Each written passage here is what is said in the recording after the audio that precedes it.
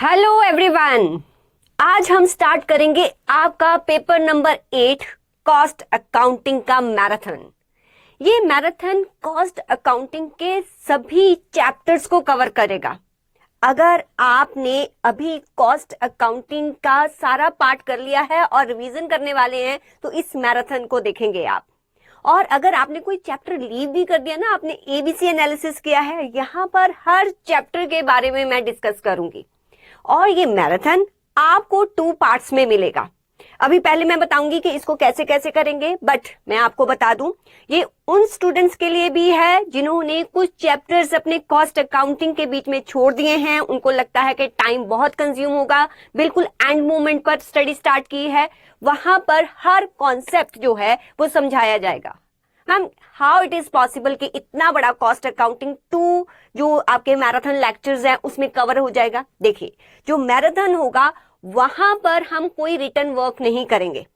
वहां पर मैं सिर्फ आपको कॉन्सेप्ट समझाऊंगी। जो प्रैक्टिकल क्वेश्चंस भी हैं उसमें जो लॉजिक्स होगा सिर्फ वही रिटन वर्क करेंगे। बाकी जो क्वेश्चन है वो हम अपने जो भी स्टडी नोट्स हैं उसमें से देखेंगे कि उस क्वेश्चन में वो लॉजिक कैसे लगाया गया है। इससे क्या होगा, हमारा जो मिनिमम टाइम में मैक्सिमम कॉन्सेप्ट जो है कवर अप होगा। अब मैं बताती हूं कि जो मैराथन है 2 पार्ट्स में होगा। फर्स्ट पार्ट में मैं आपको कौन कौन से चैप्टर्स करवाऊंगी, कॉस्ट अकाउंटिंग के चैप्टर्स जिस सीक्वेंस में है उसी सीक्वेंस में मैराथन में आपको आएंगे। फर्स्ट ऑफ ऑल आपका इंट्रोडक्शन टू कॉस्ट अकाउंटिंग, पहला जो आपका मैराथन आएगा पार्ट 1 आएगा, उसमें introduction to cost accounting, cost ascertainment, cost accounting standards, cost book keeping, ये 4 चैप्टर जो कि आपके जो मार्क्स की वेटेज रखते हैं 40%, राइट।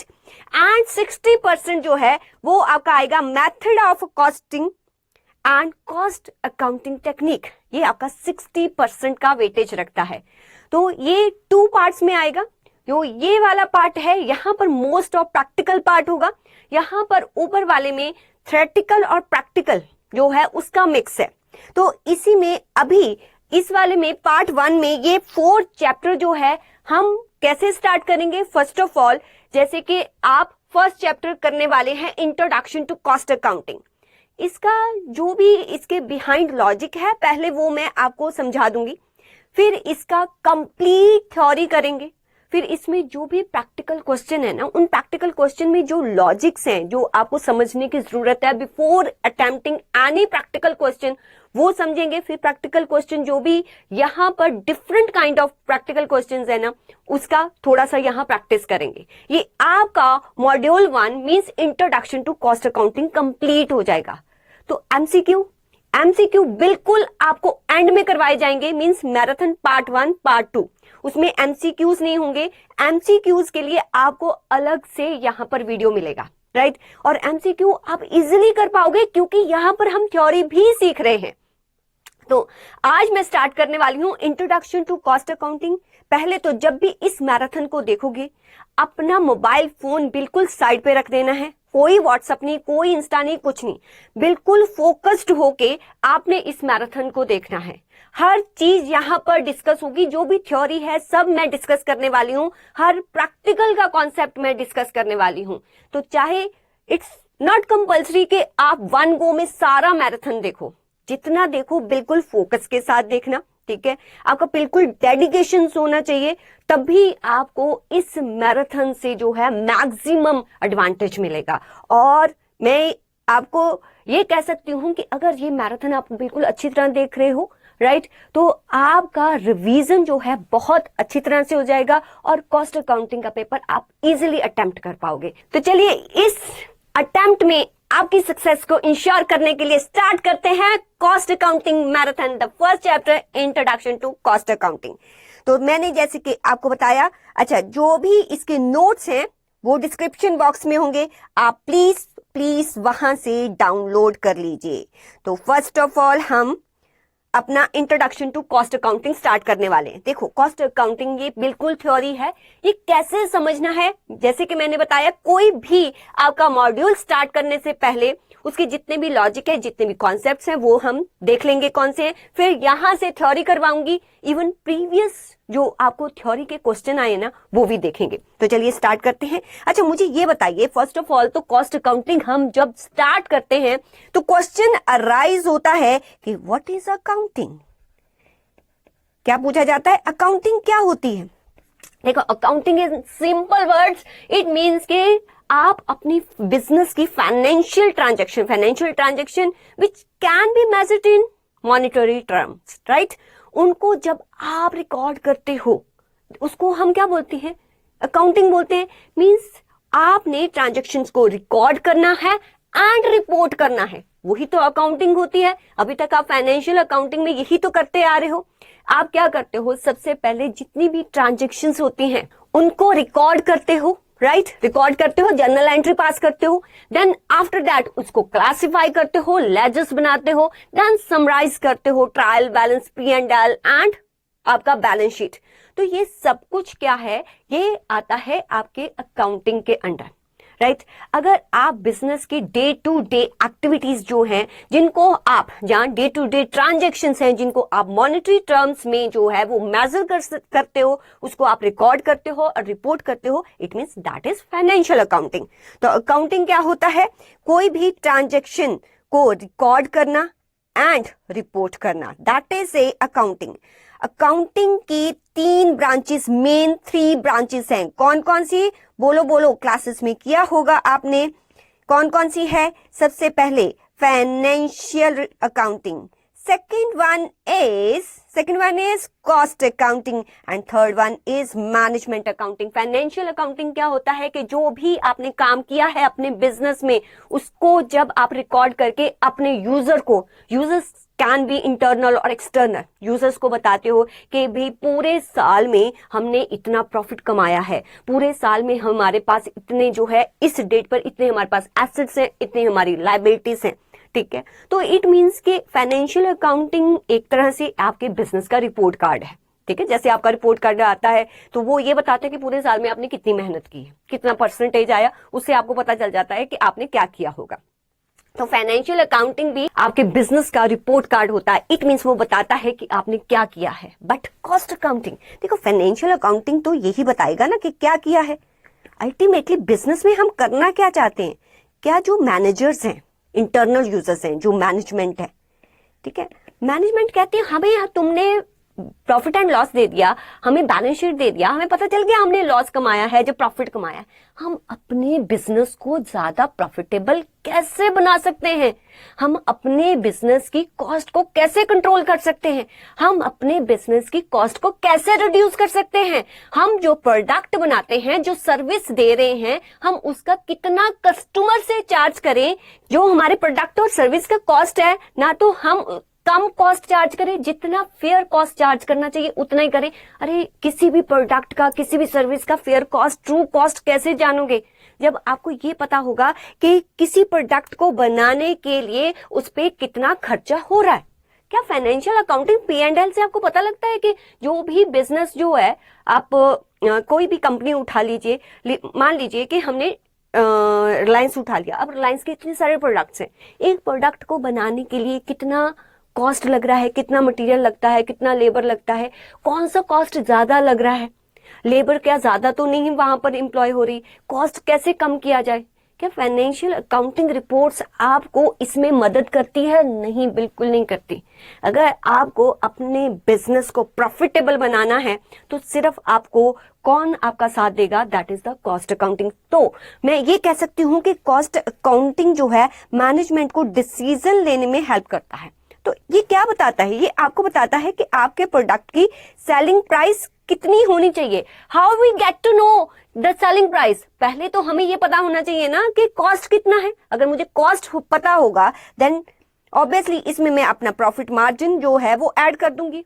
जो प्रॉफिट मार्जिन है ये तो सब्जेक्टिव टर्म है, किसी के लिए 10% ठीक है, किसी के लिए 50% भी कम होता है। और क्या हेल्प करता है, कॉस्टिंग हेल्प करता है कॉस्ट को कंट्रोल करने के लिए, बिजनेस की कॉस्टिंग हेल्प करता है कॉस्ट को रिड्यूस करने के लिए। यहां मैं थोड़ा फास्ट बोल रही हूँ बिकॉज इट्स अ मैराथन। आपने ऑलरेडी मेरे साथ थ्योरी प्रैक्टिकल सब किया हुआ है, ठीक है, जहाँ किसी और जगह से भी किया होगा, तो ये चीजें आप जानते हो। मैं रिवाइज कर रही हूँ उन कॉन्सेप्ट को, जो भूली बिसरी तुम्हारी यादें हैं ना, उनको दोबारा से तुम्हारे दिमाग में ला रही हूँ कि क्या होता है। अच्छा, cost control and cost reduction में क्या डिफरेंस होता है? कॉस्ट कंट्रोल टेम्पररी होता है, राइट? जैसे कॉस्ट कंट्रोल हम बजट सेट करके कॉस्ट कंट्रोल करते हैं, भी इतना ही खर्चा होना चाहिए। तो जब टारगेट अचीव हो जाता है, कॉस्ट कंट्रोल का काम खत्म हो जाता है। जो मैं बोल रही हूँ ना, ये एमसीक्यूज में आता है, इसलिए ध्यान से सुनना। इधर देखो, तुम इधर फोकस करो, बिल्कुल सुनो। कॉस्ट जो कंट्रोल होता है वो टेम्पररी होता है, राइट?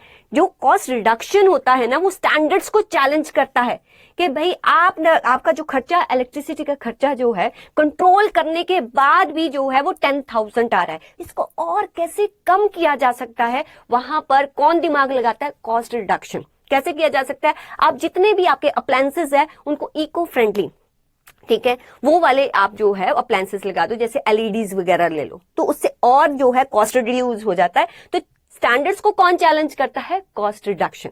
और ये परमानेंट होता है, कॉस्ट कंट्रोल टेम्पररी होता है। जब टारगेट अचीव होते हैं, कॉस्ट कंट्रोल का काम खत्म हो जाता है। ये एमसीक्यू में पूछा जा सकता है। और क्या करता है? This helps the management in decision making, कि क्या हमें कोई प्रोडक्ट बनाना चाहिए या नहीं बनाना चाहिए। अगर कोई business person number of products बना रहा है, कौन सा प्रोडक्ट ज्यादा प्रॉफिटेबल है, कौन सा प्रोडक्ट कम प्रॉफिटेबल है, कौन से प्रोडक्ट को जो है या जो कौन सी एक्टिविटी को हम आउटसोर्स कर सकते हैं, ये सब कुछ आपको कॉस्ट अकाउंटिंग बताता है। तो these are the main function और ऑब्जेक्टिव ऑफ कॉस्ट अकाउंटिंग। फिर मैनेजमेंट अकाउंटिंग क्या होता है? देखो, कॉस्ट अकाउंटिंग सिर्फ इतना काम करता है, लेकिन जो मैनेजमेंट अकाउंटिंग होता है, जब आप मैनेजमेंट अकाउंटेंट बनते हो ना, तो आप अपने बिजनेस के लिए स्ट्रैटेजिक डिसीजन मेकिंग करते हो। स्ट्रैटेजिक डिसीजन मेकिंग क्या होता है? जो लॉन्ग टर्म के लिए आपके बिजनेस पर इंपैक्ट डालेगा। फॉर एग्जाम्पल, कि अगर आपने अपने बिजनेस को डिवर्सिफाई करना है, मीन्स किसी और बिजनेस लाइन में जाना है या एक्सपैंड करना है। एक्सपैंड मीन्स कि अभी आप डोमेस्टिक एरिया में ऑपरेट कर रहे हो, अब आपको इंटरनेशनली भी जाना है। तो ये सब डिसीजन मेकिंग ना कॉस्ट अकाउंटेंट नहीं लेता, ये कौन लेता है? Management accountant. तो मैनेजमेंट अकाउंटेंट ये डिसीजन मेकिंग कैसे लेगा? वो कहेगा कि अगर हमें अपने बिजनेस को एक्सपैंड करना है, फर्स्ट ऑफ ऑल हमें ये जानना पड़ेगा कि हमारी फाइनेंशियल पोजीशन कैसी है। तो उसके लिए वो किसके पास जाएगा? फाइनेंशियल अकाउंटेंट के पास। वो उसको बोलेगा भाई हमें बताओ हमारे पास कितने फंड्स पड़े हैं, ठीक है, क्या क्या हमारी पोजीशन है, अभी हमारी प्रॉफिटेबिलिटी कितनी है, हमारा बीटा कितना है, एंड ऑल दैट, राइट? वो सब कुछ आपने पढ़ा होगा। फिर वो कहेगा, कॉस्ट अकाउंटेंट के पास जाएगा कि हमें ये बताओ कि अभी हम जो है प्रोडक्ट या हम जो ऑपरेट कर रहे हैं 80% कैपेसिटी पे ऑपरेट कर रहे हैं। तो अगर हमें एक्सपैंड करना है या हमें अपने प्रोडक्ट्स को जो है एक्सपोर्ट करना है, तो हमें 100% कैपेसिटी पे ऑपरेट करना पड़ेगा। तो क्या इंक्रीमेंटल कॉस्ट आएगा, वो बताइए। तो वो कौन बता सकता है? वो फाइनेंशियल अकाउंटेंट नहीं बता सकता, वो कौन बता सकता है? कॉस्ट अकाउंटेंट बता सकता है। तो दोनों से इंफॉर्मेशन लेगा, देन ये स्ट्रैटेजिक डिसीजन मेकिंग करेगा। तो जो मैनेजमेंट अकाउंटेंट होता है ना, वो सिर्फ क्वांटिटेटिव डेटा नहीं रखता, को कंसीडर नहीं करता। क्वांटिटेटिव डेटा क्या होता है? Which you can measure in monetary terms, ठीक है। वो क्वालिटेटिव डेटा को भी कंसीडर करता है। क्वालिटेटिव डेटा मीन्स वो ये भी देखता है कि अभी जो अगर हम अपने मार्केट को एक्सपैंड करना चाहते हैं, तो अभी हमारे कस्टमर का सेटिस्फैक्शन लेवल कितना है, राइट? अगर सेटिस्फैक्शन लेवल अच्छा है तो इट मीन्स कि आगे भी वो जहां पर भी एक्सपैंड करेंगे, वहां भी वो जो न्यू कस्टमर है उनको अट्रैक्ट कर पाएंगे। ये कहां से मिलता है क्वालिटेटिव डेटा? आपने ऑब्जर्व किया होगा, आप कोई भी ऐप यूज करते हो ना, ब्लिंकिट भी ऐसे यूज करते हो, तो ब्लिंकिट में जब ऑर्डर करते हो तो एंड में पूछता है कि आप इस प्रोडक्ट को कितना रेट करेंगे, या जो भी पर्सन आपको डिलीवर करता है प्रोडक्ट, आप उसकी सर्विस को कितना रेट करेंगे। तो ये जो डेटा आप उनको देते हैं ना, जैसे आप कभी मोस्ट ऑफ टाइम जो हाई एंड रेस्टोरेंट्स होते हैं, जब आप उनसे बाहर निकलते हो तो वहां एक स्क्रीन लगा होता है, तो वहां पर पूछा होता है कि फूड आपको कैसा लगा, क्लीनिंग आपको कैसी लगी, आपको रेस्टोरेंट का एम्बियंस कैसा लगा, वो सब कुछ पूछा जाता है। तो ये जो इंफॉर्मेशन आप दे रहे हो रिगार्डिंग फीडबैक, ये जो इंफॉर्मेशन है ये कॉस्ट अकाउंटेंट नहीं यूज करता, ना ही फाइनेंशियल अकाउंटेंट यूज करता है, ये यूज करता है मैनेजमेंट अकाउंटेंट, क्योंकि उसको स्ट्रैटेजिक डिसीजन मेकिंग करनी होती है कि कहां पर हम लैक कर रहे हैं, कहां हमारे पास इंप्रूवमेंट का स्कोप है। तो ये सब कुछ कौन करता है? मैनेजमेंट।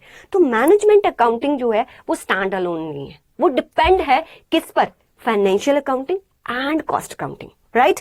समझ गए कि मैनेजमेंट अकाउंटिंग क्या होती है। ओके, अब बात आगे हमने पढ़ लिया, ओके फाइनेंशियल होती है, कॉस्ट अकाउंटिंग होती है एंड मैनेजमेंट अकाउंटिंग होती है। जब हमारा सब्जेक्ट कॉस्ट अकाउंटिंग है तो फर्स्ट ऑफ ऑल हमें ये पता होना चाहिए व्हाट इज कॉस्ट, कॉस्ट होता क्या है।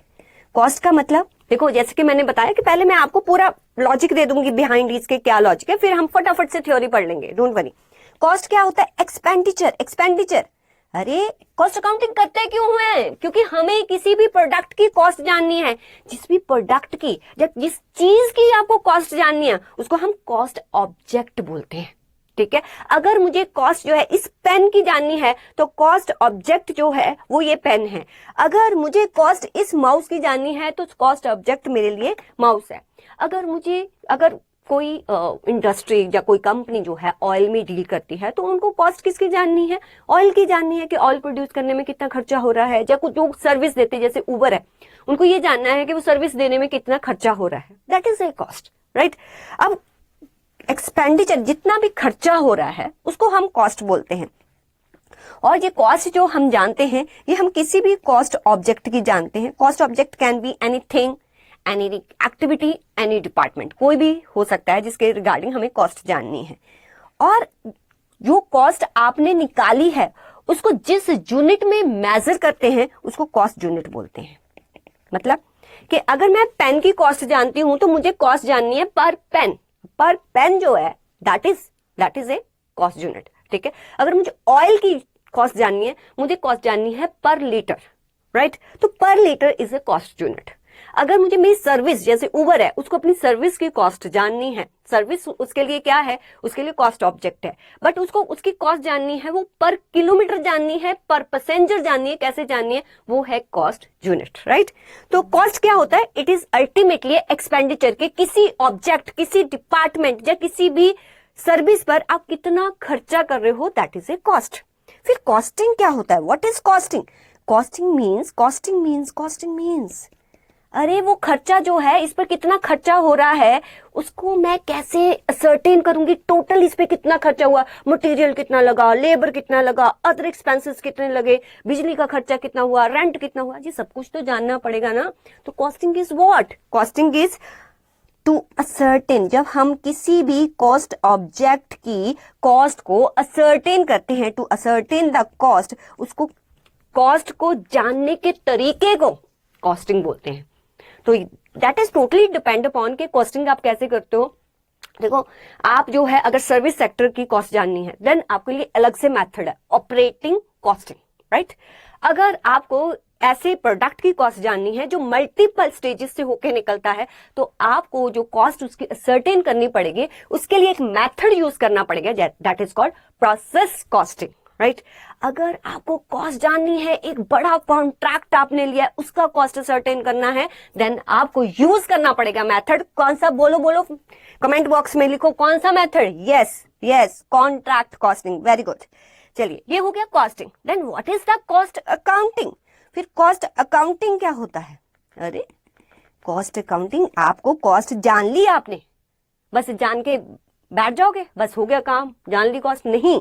आपने कॉस्ट जान ली, उसको रिकॉर्ड भी करो। मींस कॉस्ट अकाउंटिंग में कॉस्ट जानते भी हैं, ठीक है। Cost accounting includes costing, right. And फिर उसको रिकॉर्ड करते हैं। फिर जो रिकॉर्ड करना ही सफिशिएंट नहीं होता, आप उसको कंपेयर करो कि जो हमने सोचा था क्या उतना कॉस्ट हुआ कि ज्यादा हुआ। फिर उसका एनालिसिस करो कंपेयर करके कि क्या रीजंस है कि ये डिफरेंट है, इतने वेरिएंसेस आ रहे हैं। फिर उसको रिपोर्ट भी करो और एनालिसिस करके आप ये देखते हो कि कैसे कॉस्ट को कंट्रोल करना है, कैसे रिड्यूस करना है। तो ये सब कुछ कॉस्ट अकाउंटिंग में आता है। मींस आपने कॉस्ट सर्टेन कर लिया, आपका काम खत्म नहीं हुआ। आप उसको रिकॉर्ड करो, आप उसको कंपेयर करो, उसका एनालिसिस करो, कंट्रोल करो, रिड्यूस करो एंड आफ्टर दैट रिपोर्ट करो, राइट। अच्छा ये सब कुछ करना कैसे है, how we record the cost, variance analysis कैसे करेंगे, कोई रूल्स, कोई रेगुलेशंस, कोई प्रिंसिपल्स, कोई मेथड्स, कुछ तो होना चाहिए, कहीं तो लिखा होना चाहिए। ये कहां पर लिखा है, ये है कॉस्ट अकाउंटेंसी।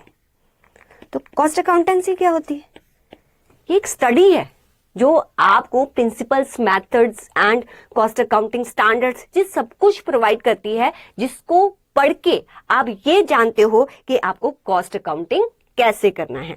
तो सबसे पहले कॉस्ट, फिर उसको ऐसे बनाओ, ऐसे बनाओ। सबसे पहले क्या होता है कॉस्ट, फिर क्या आती है कॉस्टिंग, उसको असर्टेन करना। उसको सिर्फ असर्टेन करना ही सफिशिएंट नहीं होता, रिकॉर्ड, कंट्रोल, रिपोर्ट सब कुछ करना पड़ता है, वो हो गया कॉस्ट अकाउंटिंग। ये सब कुछ लिखा कहाँ है, ये होती है कॉस्ट अकाउंटेंसी। ये आपने शैतान बच्चों फाइनेंशियल अकाउंटिंग में भी पढ़ा हुआ है, ठीक है, समझ आ गई, clear. What is cost, what is cost, costing, cost accounting and cost accountancy. Okay, देखो कॉस्ट जो होती है ना, ये बहुत टाइप की होती है, मतलब क्लासिफाई करते हैं, क्योंकि अगर हमें कॉस्ट को कंट्रोल करना है ना, तो सबसे पहले हमें समझना पड़ता है कि वो कॉस्ट जो है वो कैसी है। कॉस्ट का नेचर समझना पड़ता है, कॉस्ट की ट्रेसेबिलिटी के थ्रू उसको बाइफरकेट करना पड़ता है, कॉस्ट की फंक्शनैलिटी के थ्रू उसको बाइफरकेट करना पड़ता है। ये आपको देखो, कॉस्ट को आप अलग अलग कैटेगरी में क्लासिफाई कैसे करोगे, ये आपको कौन बताता है, कौन सा standard, yes, cost accounting standard 1, ठीक है। कॉस्ट अकाउंटिंग स्टैंडर्ड 1 कहता है कि अगर आपको कॉस्ट कंट्रोल करना है, कॉस्ट को प्रॉपरली रिपोर्ट करना है, सबसे पहले आप ये समझिए कि कॉस्ट जो है कितनी कैटेगरी में क्लासिफिकेशन हो सकता है। देखो, अगर हम कॉस्ट, मेनली कॉस्ट देखें, देखने से पता चलता है कि कोई सी भी प्रोडक्ट पर जो कॉस्ट इनकर की जाती होगी, जहां तो वो मटेरियल होगा, मटेरियल जो आपको दिख रहा है टेंजिबल, ठीक है, जहां वो जो है उसको बनाने के लिए उस पर कोई पर्सन काम करेंगे, वो लेबर कॉस्ट हो गया, जो एम्प्लॉय कॉस्ट हो गया। अगर कोई कॉस्ट जो देखने में ना तो आपकी मटेरियल है ना ही लेबर है, जैसे आप रेंट की बात करो, तो वो ना तो मटेरियल है, that is not a material, और ना ही वो लेबर है, तो वो किस में चली जाएगी, वो आपकी कॉस्ट क्या हो जाएगी, एक्सपेंसेस में। अब जो मटेरियल और लेबर और एक्सपेंसेस होते हैं ना, ये डायरेक्ट और इनडायरेक्ट हो सकते हैं। मुझे पता है, ये सब कुछ पता है, मैं रिवाइज करवा रही हूँ, फटाफट सुनो। डायरेक्ट और इनडायरेक्ट का मतलब, देखो, अगर किसी प्रोडक्ट को देख के आपको सिंपल देख के पता चल जाए कि हाँ इस पर इतना मटेरियल लगा होगा, मींस वो इकोनॉमिकल एंड फिजिबल वे में आप जो है असर्टेन कर सकते हो कि इस पर इतना मटेरियल लगा होगा। जैसे एक एक पेन के लिए अगर आप लेबर को जो है वो 10 रुपीज दे रहे हो, तो डायरेक्टली आइडेंटिफाई है विद दिस प्रोडक्ट, तो वो डायरेक्ट होगा, ठीक है। मटेरियल, इस पे कितना प्लास्टिक लगा, इसमें कितनी चिप लगी, ऑल दैट, वो मटेरियल हो गया। जो पर्सन इसको बना रहा है, जो डायरेक्टली इसकी प्रोडक्शन में इन्वॉल्व है, वो क्या हो गया, लेबर हो गया। अब अगर इस पेन को बनाने के लिए हम रॉयल्टी भी पे करते हैं, ठीक है, वो आपका एक्सपेंसेस हो गया, जो डायरेक्टली इसके साथ आइडेंटिफाई हो। देखो, किसी भी एक्सपेंस को, मटेरियल को या लेबर को डायरेक्ट होने के लिए एक दो कंडीशंस को फुलफिल करना पड़ता है। एक तो वो इकोनॉमिकल फिजिबल वे में इसके साथ आइडेंटिफाई हो पाए, मींस डायरेक्टली उसका इन्वॉल्वमेंट हो, और सेकंड होता है कि वो आपके प्रोडक्ट के कॉस्ट का एक सिग्निफिकेंट पार्ट प्ले करता हो। लाइक अगर आप कोई शर्ट बना रहे हैं, तो शर्ट में जो थ्रेड लग रहा है, that is also like you can directly identify कि कितना एक शर्ट को थ्रेड लगता होगा, बट वो जो थ्रेड है ना, वो आपकी शर्ट की जो कॉस्ट है ना, उसका सिग्निफिकेंट पार्ट प्ले नहीं करता। दैट्स वाई जो थ्रेड लग रहा है उस शर्ट में, उसको आप इनडायरेक्ट मटेरियल की कैटेगरी में जो है वो क्या करते हो, वो क्लासिफाई करते हो। ये कहां पर लिखा है, अरे शैतान बच्चों, हमने कॉस्ट अकाउंटिंग स्टैंडर्ड्स पढ़े थे ना, कॉस्ट अकाउंटिंग स्टैंडर्ड, तो जब हमने कैश 6 पढ़ा था, तो वहां पर ये बात हमने सीखी थी। चलिए आइए, अब यहां पर जो है, ठीक है, ये हमारी क्लासिफिकेशन है जो कैश 1 हमें बताता है। अब जो ये एक्सपेंसेस किए जाते हैं ना, ये जो एक्सपेंसेस किए जाते हैं, जहां तो फैक्ट्री में होंगे ये सारे एक्सपेंसेस, जहां ऑफिस में होंगे, ठीक है, कोई भी बिजनेस होता है उसकी एक फैक्ट्री होगी, मैन्युफैक्चरिंग यूनिट होगा, एक एडमिन डिपार्टमेंट होगा, और शोरूम होंगे या सेलिंग डिपार्टमेंट होगा। यही तो होता है किसी भी बिजनेस में।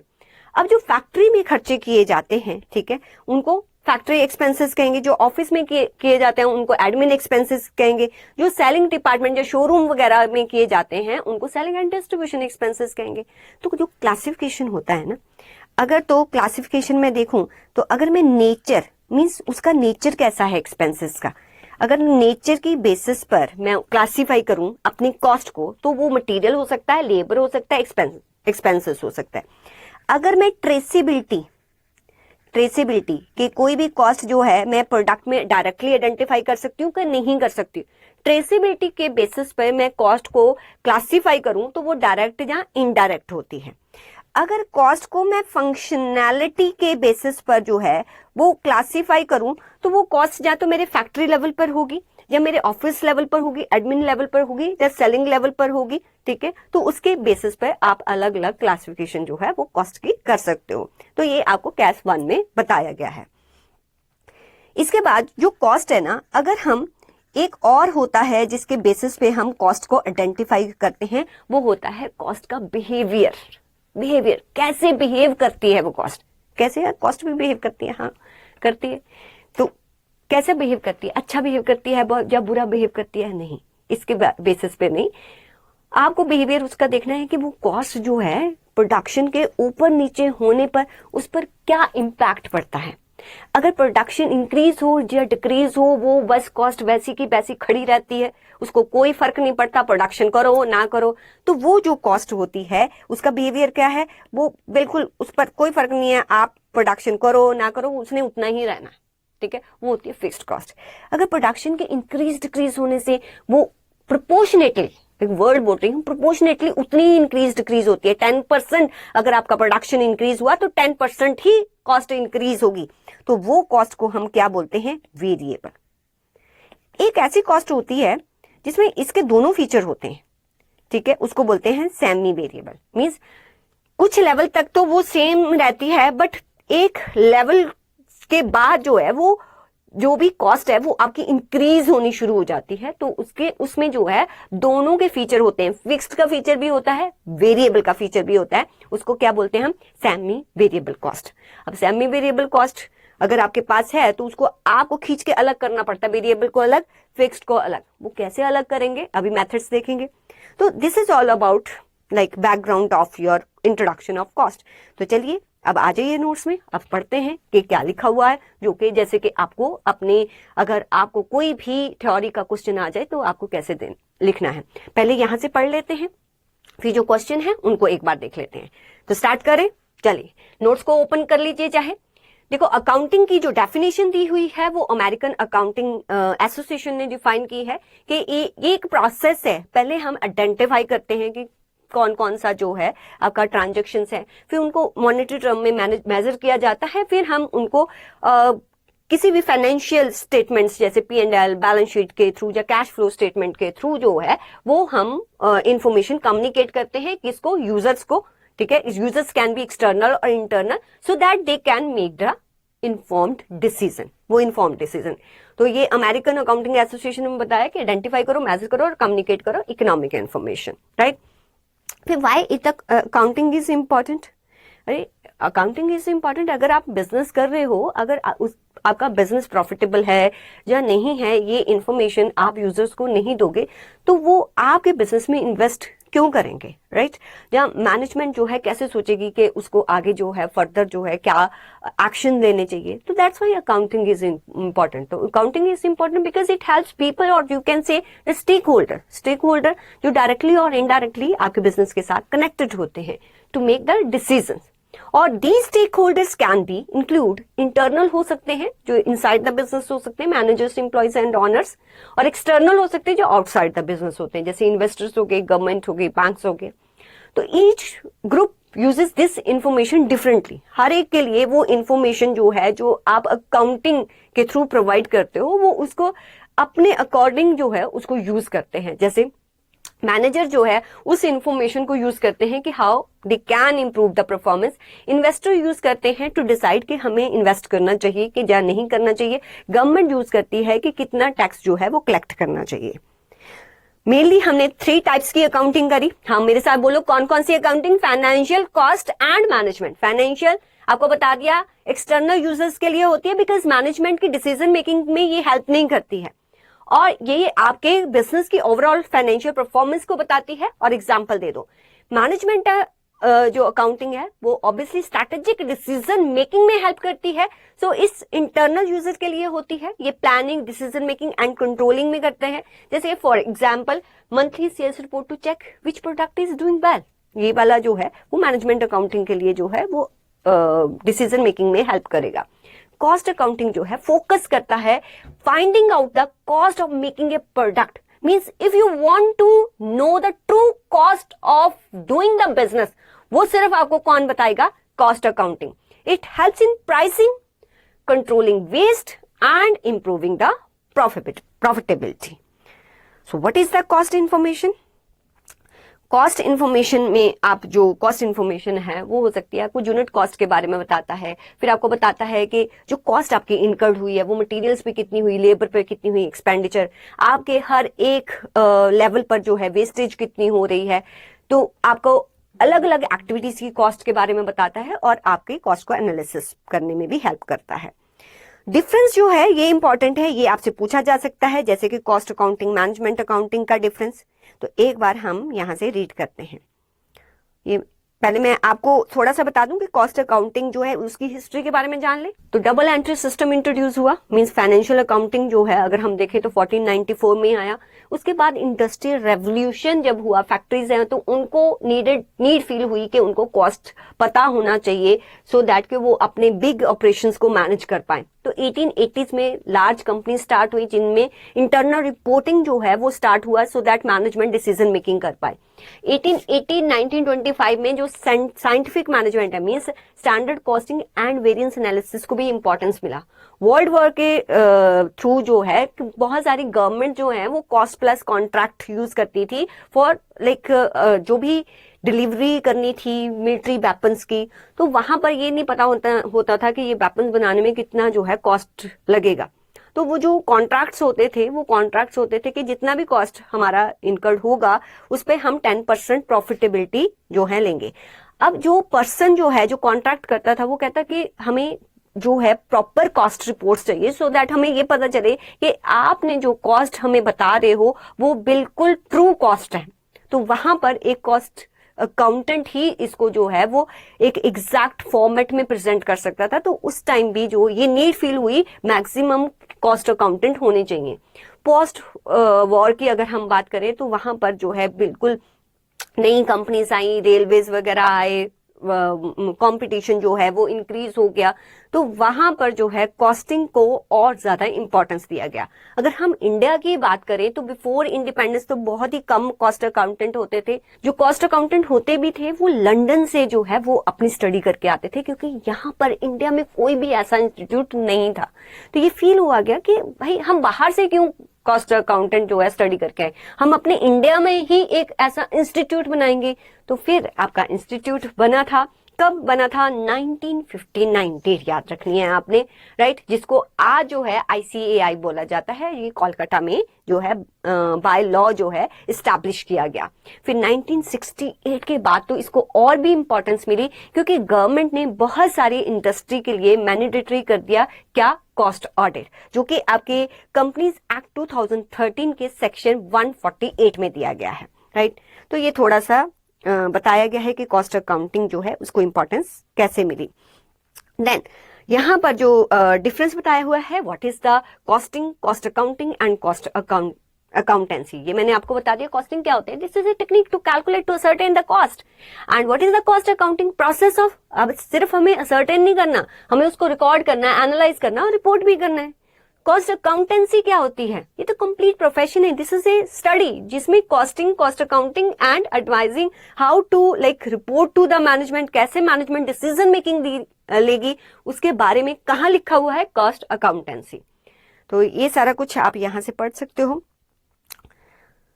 नेक्स्ट हाँ, दिस इज इंपॉर्टेंट। समटाइम्स आपसे पूछा जा सकता है what is the objective, motive क्या है कॉस्ट अकाउंटिंग करने का। जो मैंने आपको बिगनिंग में बताया था, हम कॉस्ट अकाउंटिंग क्यों करते हैं? Because we want to find the cost per unit. Cost हमें पता चलेगा देन हम सेलिंग प्राइस जो है वो डिसाइड कर पाएंगे। हमें सिर्फ सेलिंग प्राइस या कॉस्ट जानना ही नहीं है, हमें ये भी जानना है कि हम अपनी कॉस्ट को रिड्यूस कैसे करें, हम अपनी कॉस्ट को कंट्रोल कैसे करें। इससे कॉस्ट अकाउंटिंग से ही हमें पता चलता है कि हर एक डिपार्टमेंट या प्रोडक्ट की कितनी प्रॉफिटेबिलिटी है और कहां पर ज्यादा वेस्टेज या इनएफिशिएंसीज है, और ये आपकी मैनेजमेंट को हेल्प करता है डिसीजन मेकिंग करने में। तो क्या आ गया? ऑब्जेक्टिव्स क्या है? Find the cost per unit, fix the selling price, control and reduce cost, know profit of each unit और डिपार्टमेंट, लोकेट वेस्टेज और inefficiency, help in management decision making. जो देखो, अगर आपको आ भी जाता है ये क्वेश्चन जो अंदर है, आप एक एग्जाम्पल कोट करके बता सकते हो, तो यहाँ पर एग्जाम्पल भी दे रखी है। क्लियर?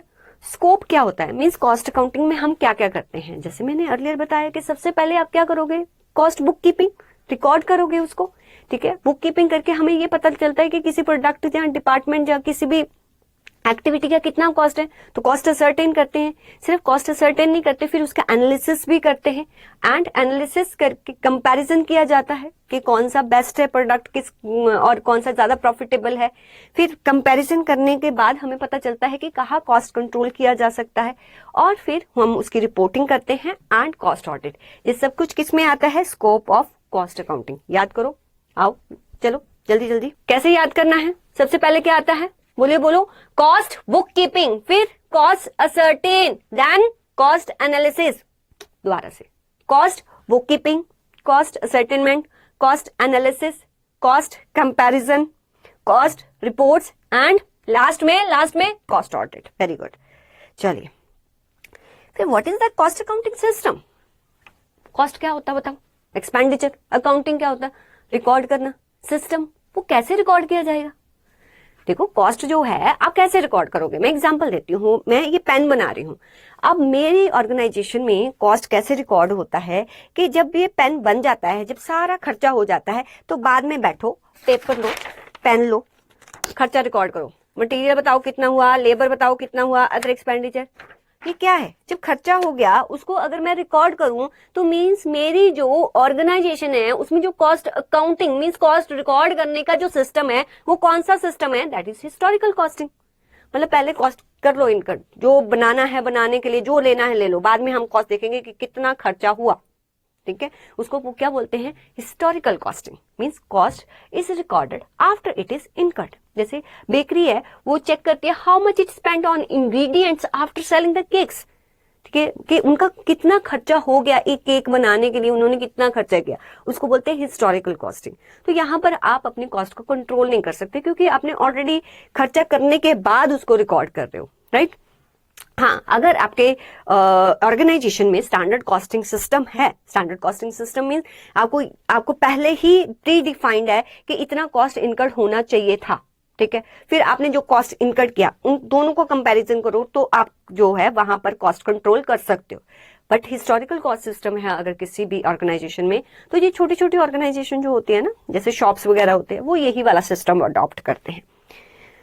एक सिस्टम होता है हमारा अब्जॉर्प्शन कॉस्टिंग, ठीक है, पढ़ा है ना हमने अब्जॉर्प्शन और मार्जिनल, राइट। अब्जॉर्प्शन कॉस्टिंग को हम फुल कॉस्टिंग सिस्टम भी कहते हैं, ट्रेडिशनल कॉस्टिंग सिस्टम भी कहते हैं। अब्जॉर्प्शन कॉस्टिंग का मतलब क्या होता है कि जितना भी कॉस्ट इस प्रोडक्ट पर लगेगा, राइट, चाहे वो फिक्स्ड है चाहे वो वेरिएबल है, वो सारे का सारा आप इसकी कॉस्ट ऑफ प्रोडक्शन में जो है वो ऐड करोगे। अब जब वो पार्ट आएगा अब्जॉर्प्शन का, वो मैं वहां पर एक्सप्लेन कर दूंगी, क्योंकि जो जितना भी आपकी फैक्ट्री में वेरिएबल खर्चा हो रहा है या आपकी फैक्ट्री में फिक्स्ड खर्चा हो रहा है, वो सब कुछ आप इसकी कॉस्ट में ऐड कर देते हो। तो एट द एंड अगर क्लोजिंग स्टॉक आपका बचता है ना, तो क्लोजिंग स्टॉक कहाँ जाता है, क्लोजिंग स्टॉक मींस वो नेक्स्ट पीरियड में शिफ्ट होता है। तो अगर आपने फिक्स्ड कॉस्ट को भी इसकी कॉस्ट ऑफ प्रोडक्शन का पार्ट बना दिया, तो इट मींस के फिक्स्ड कॉस्ट को हम क्या कहते हैं, period cost, because that is related to one period, right, वो उस पीरियड से रिलेटेड होती है। वेरिएबल को कॉस्ट को क्या कहते हैं, प्रोडक्ट, क्योंकि वो प्रोडक्ट बने या ना बने उसके साथ रिलेटेड होती है, इसलिए वेरिएबल को कॉस्ट को क्या कहते हैं, प्रोडक्ट कॉस्ट। फिक्स्ड कॉस्ट एक पीरियड के लिए होती है, दैट्स व्हाई उसको हम पीरियड कॉस्ट कहते हैं। बट जब आप ऑब्जॉर्प्शन कॉस्टिंग मींस आपकी जो कंपनी है उसमें ऑब्जॉर्प्शन कॉस्टिंग सिस्टम यूज किया जाता है, मींस इसका कॉस्ट ऑफ प्रोडक्शन हम कैसे निकालेंगे, जितना भी फैक्ट्री में वेरिएबल कॉस्ट लगा या फैक्ट्री में जितना भी आपका जो है वो फिक्स्ड कॉस्ट लगा, वो सारी इसमें ऐड कर देंगे इसकी कॉस्ट ऑफ प्रोडक्शन में। फिर जो क्लोजिंग स्टॉक है ना, क्लोजिंग स्टॉक में आपके फिक्स्ड कॉस्ट का एलिमेंट जो है वो भी आपके नेक्स्ट पीरियड में शिफ्ट हो जाता है। ये होता है ऑब्जॉर्प्शन कॉस्टिंग, जिसको फुल कॉस्टिंग सिस्टम में जितना भी खर्चा हो रहा है फैक्ट्री में सारा का सारा इस पर जो है वो ऐड कर दो। तो ऑब्जॉर्प्शन कॉस्टिंग क्या होता है, all cost fixed plus variable are added to product cost, ठीक है। जो भी फैक्ट्री में आपकी जो है इलेक्ट्रिसिटी है, रेंट है, इंग्रेडिएंट है, सब कुछ आप इसकी कॉस्ट ऑफ प्रोडक्शन में ऐड कर दोगे। और बाकी डिटेल में तो आपने पढ़ा है ना कि इसका क्या इम्पैक्ट पड़ता है ये सिर्फ मैं बताती हूँ कि आपकी ऑर्गेनाइजेशन में कैसे कैसे सिस्टम हो सकते हैं। देखो, depend upon like product, depend upon service, आप कैसा कॉस्ट अकाउंटिंग सिस्टम अडॉप्ट करते हो, और डिपेंड अपॉन आप कितना खर्चा करना चाहते हो। डायरेक्ट कॉस्टिंग, जहाँ आप मार्जिनल कॉस्टिंग भी बोल सकते हो, ठीक है।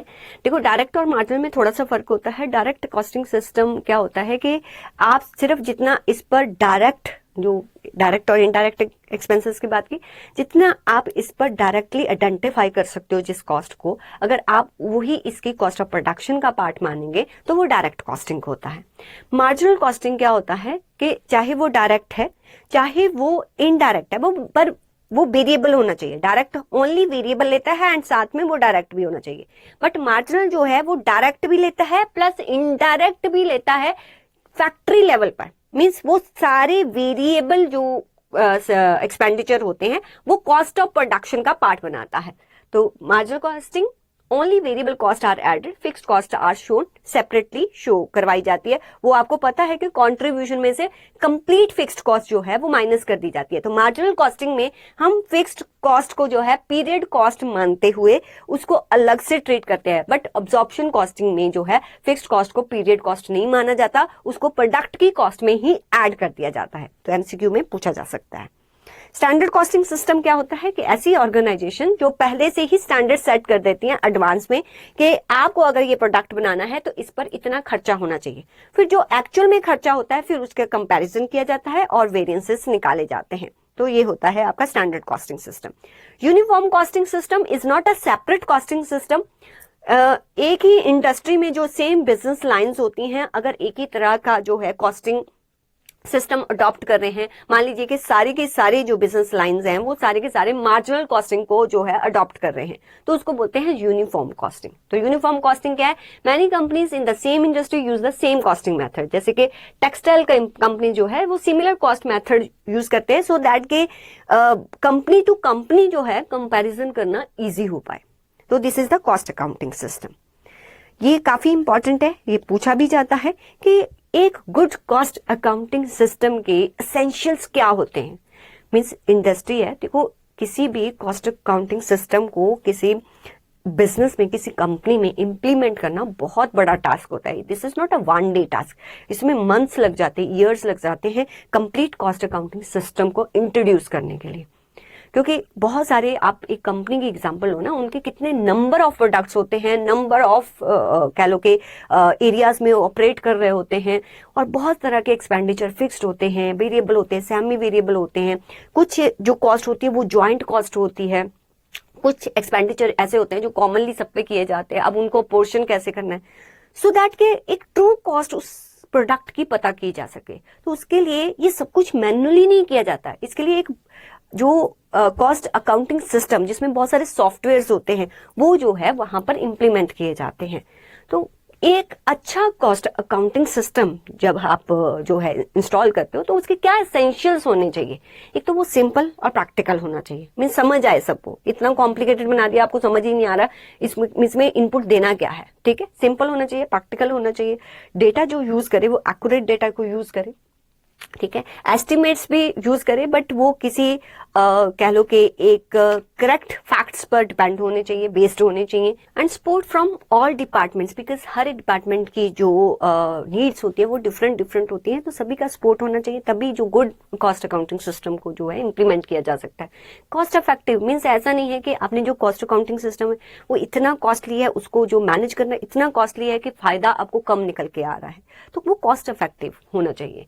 और अननेसेसरी डिटेल्स मींस हर प्रोडक्ट हर सर्विस की अगर बहुत सारी डिटेल्स वहां फीड करनी पड़ेगी तो आप अल्टीमेटली अपने काम को बढ़ाओगे। तो अननेसेसरी डिटेल्स को वो अवॉइड करे और आपको स्टेप बाय स्टेप इंट्रोड्यूस करना है सो दैट कि स्मूथली पूरी कंपनी में उसको इंट्रोड्यूस किया जा सके। और ऑब्वियसली बिकॉज जैसे कि मैंने बताया कि जो कॉस्ट अकाउंटिंग सिस्टम किसी भी कंपनी में लगाया जाता है उसमें बहुत ज्यादा जो है वो फंड से इन्वॉल्व होते हैं, बहुत सारा टाइम इन्वॉल्व होता है, बहुत सारे एफर्ट्स इन्वॉल्व होते हैं। अगर टॉप मैनेजमेंट सपोर्ट नहीं करेगा तो कभी भी good accounting cost accounting system जो है वो इंट्रोड्यूस नहीं किया जा सकता। तो this is the good essential of a good cost accounting system. तो क्या क्या है? सिंपल एंड प्रैक्टिकल होना चाहिए, वो एक्यूरेट डेटा को यूज करे, सपोर्ट होना चाहिए ऑल डिपार्टमेंट्स का, कॉस्ट इफेक्टिव होना चाहिए, अननेसेसरली डिटेल्स को अवॉइड करे, स्टेप बाय स्टेप इंट्रोड्यूस होना चाहिए और सपोर्ट होना चाहिए टॉप मैनेजमेंट से। क्या होता है? एसेंशियल्स क्या होते हैं? बोलिए आप, कहाँ बैठे हो, कहाँ ध्यान है? इधर देखो, इधर देखो, इधर देखो।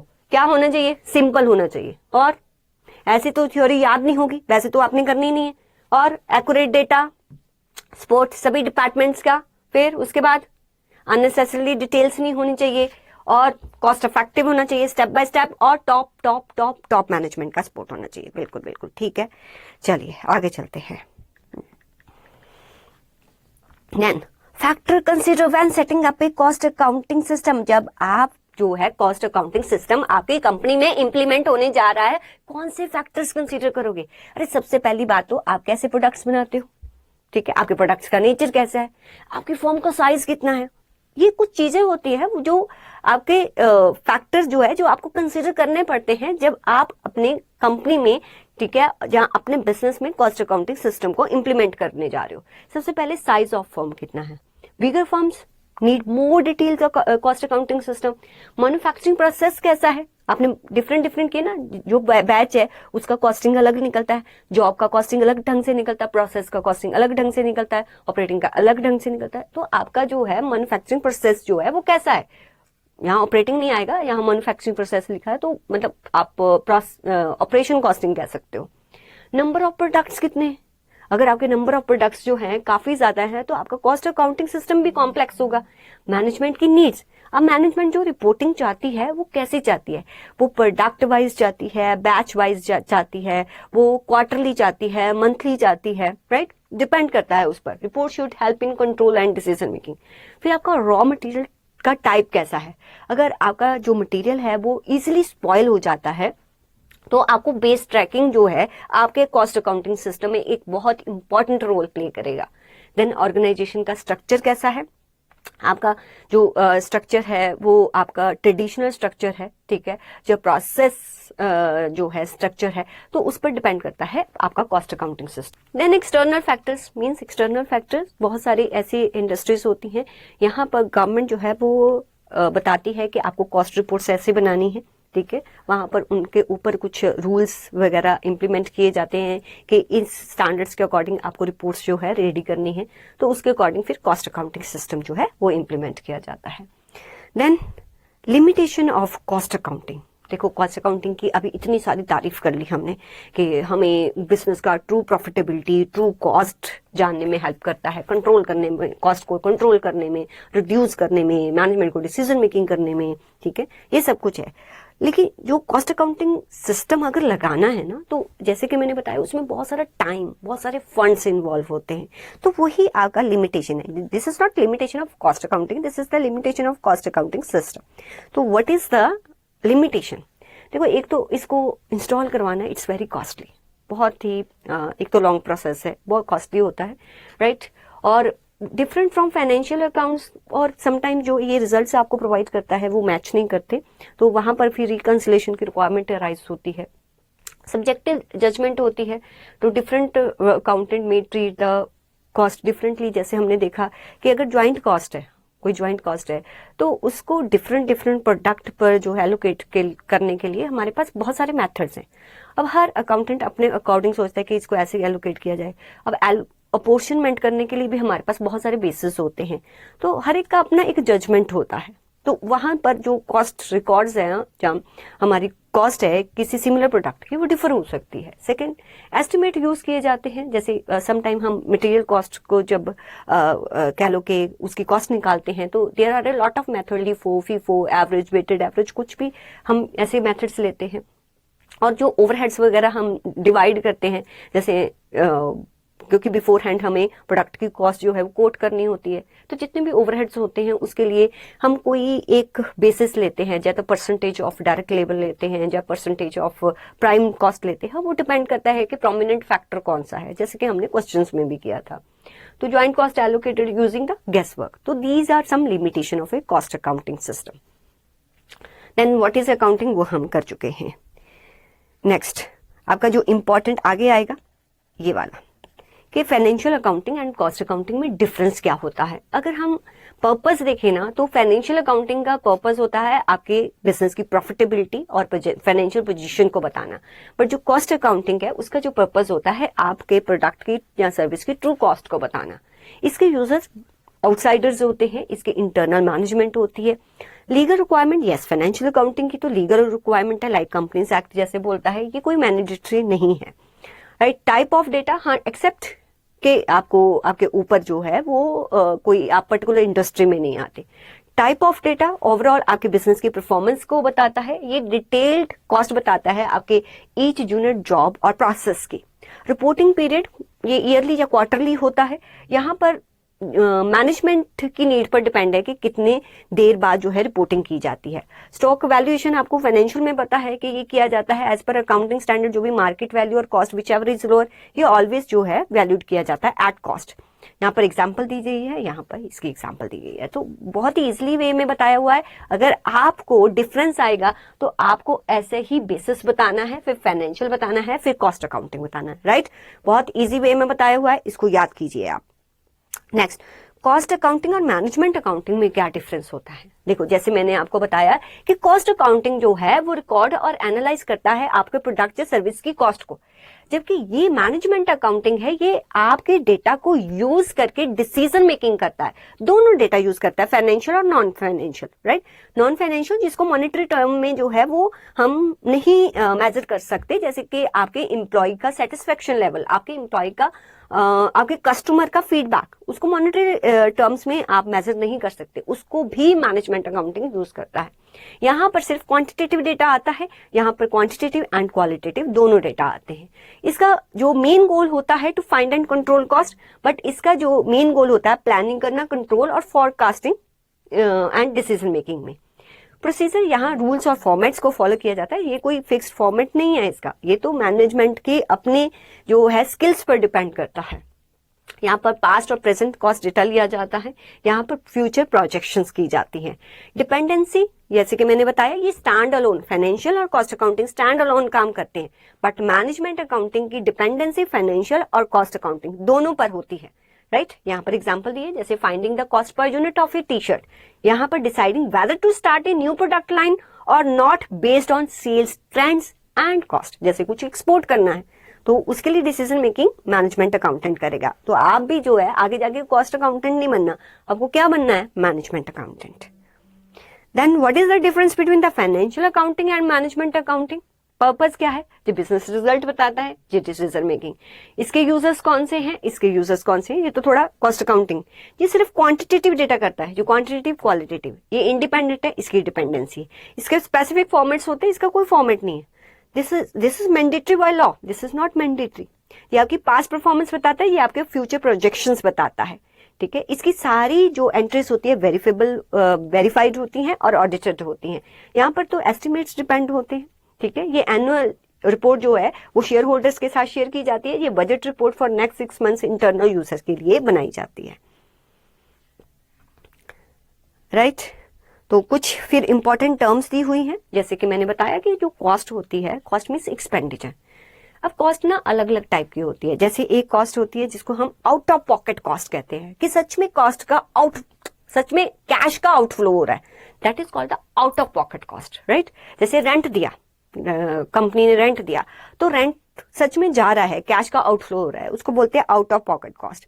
एक संक कॉस्ट होती है। संक कॉस्ट क्या होती है, ये एमसीक्यू के पॉइंट ऑफ व्यू से काफी इंपॉर्टेंट है, इसलिए ध्यान से सुनो। इधर देखो, संक कॉस्ट क्या होती है कि ऐसा कोई आपने प्रोजेक्ट स्टार्ट किया, वो फेल हो गया, अब जो कॉस्ट उस पर लग गई वो तो लग गई, अब आप आगे फ्यूचर में जो डिसीजन मेकिंग करोगे, क्या आपको वो सोचना है कि वो प्रोजेक्ट फेल हो गया था, उस पर इतना कॉस्ट आएगा, अब फ्यूचर में हम कोई और प्रोडक्ट बनाएंगे, वो कॉस्ट क्या ऐड करोगे।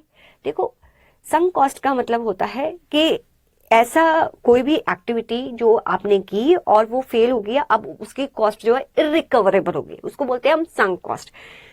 एग्जाम्पल, कोविड के टाइम जो है कोई वैक्सीन जो है वो बनाने स्टार्ट की है, तो जो भी कह लो कि वहां पर ट्रायल किए गए, अगर वो फेल हो गए तो उन पे जितना कॉस्ट लग गया, that is a sunk cost.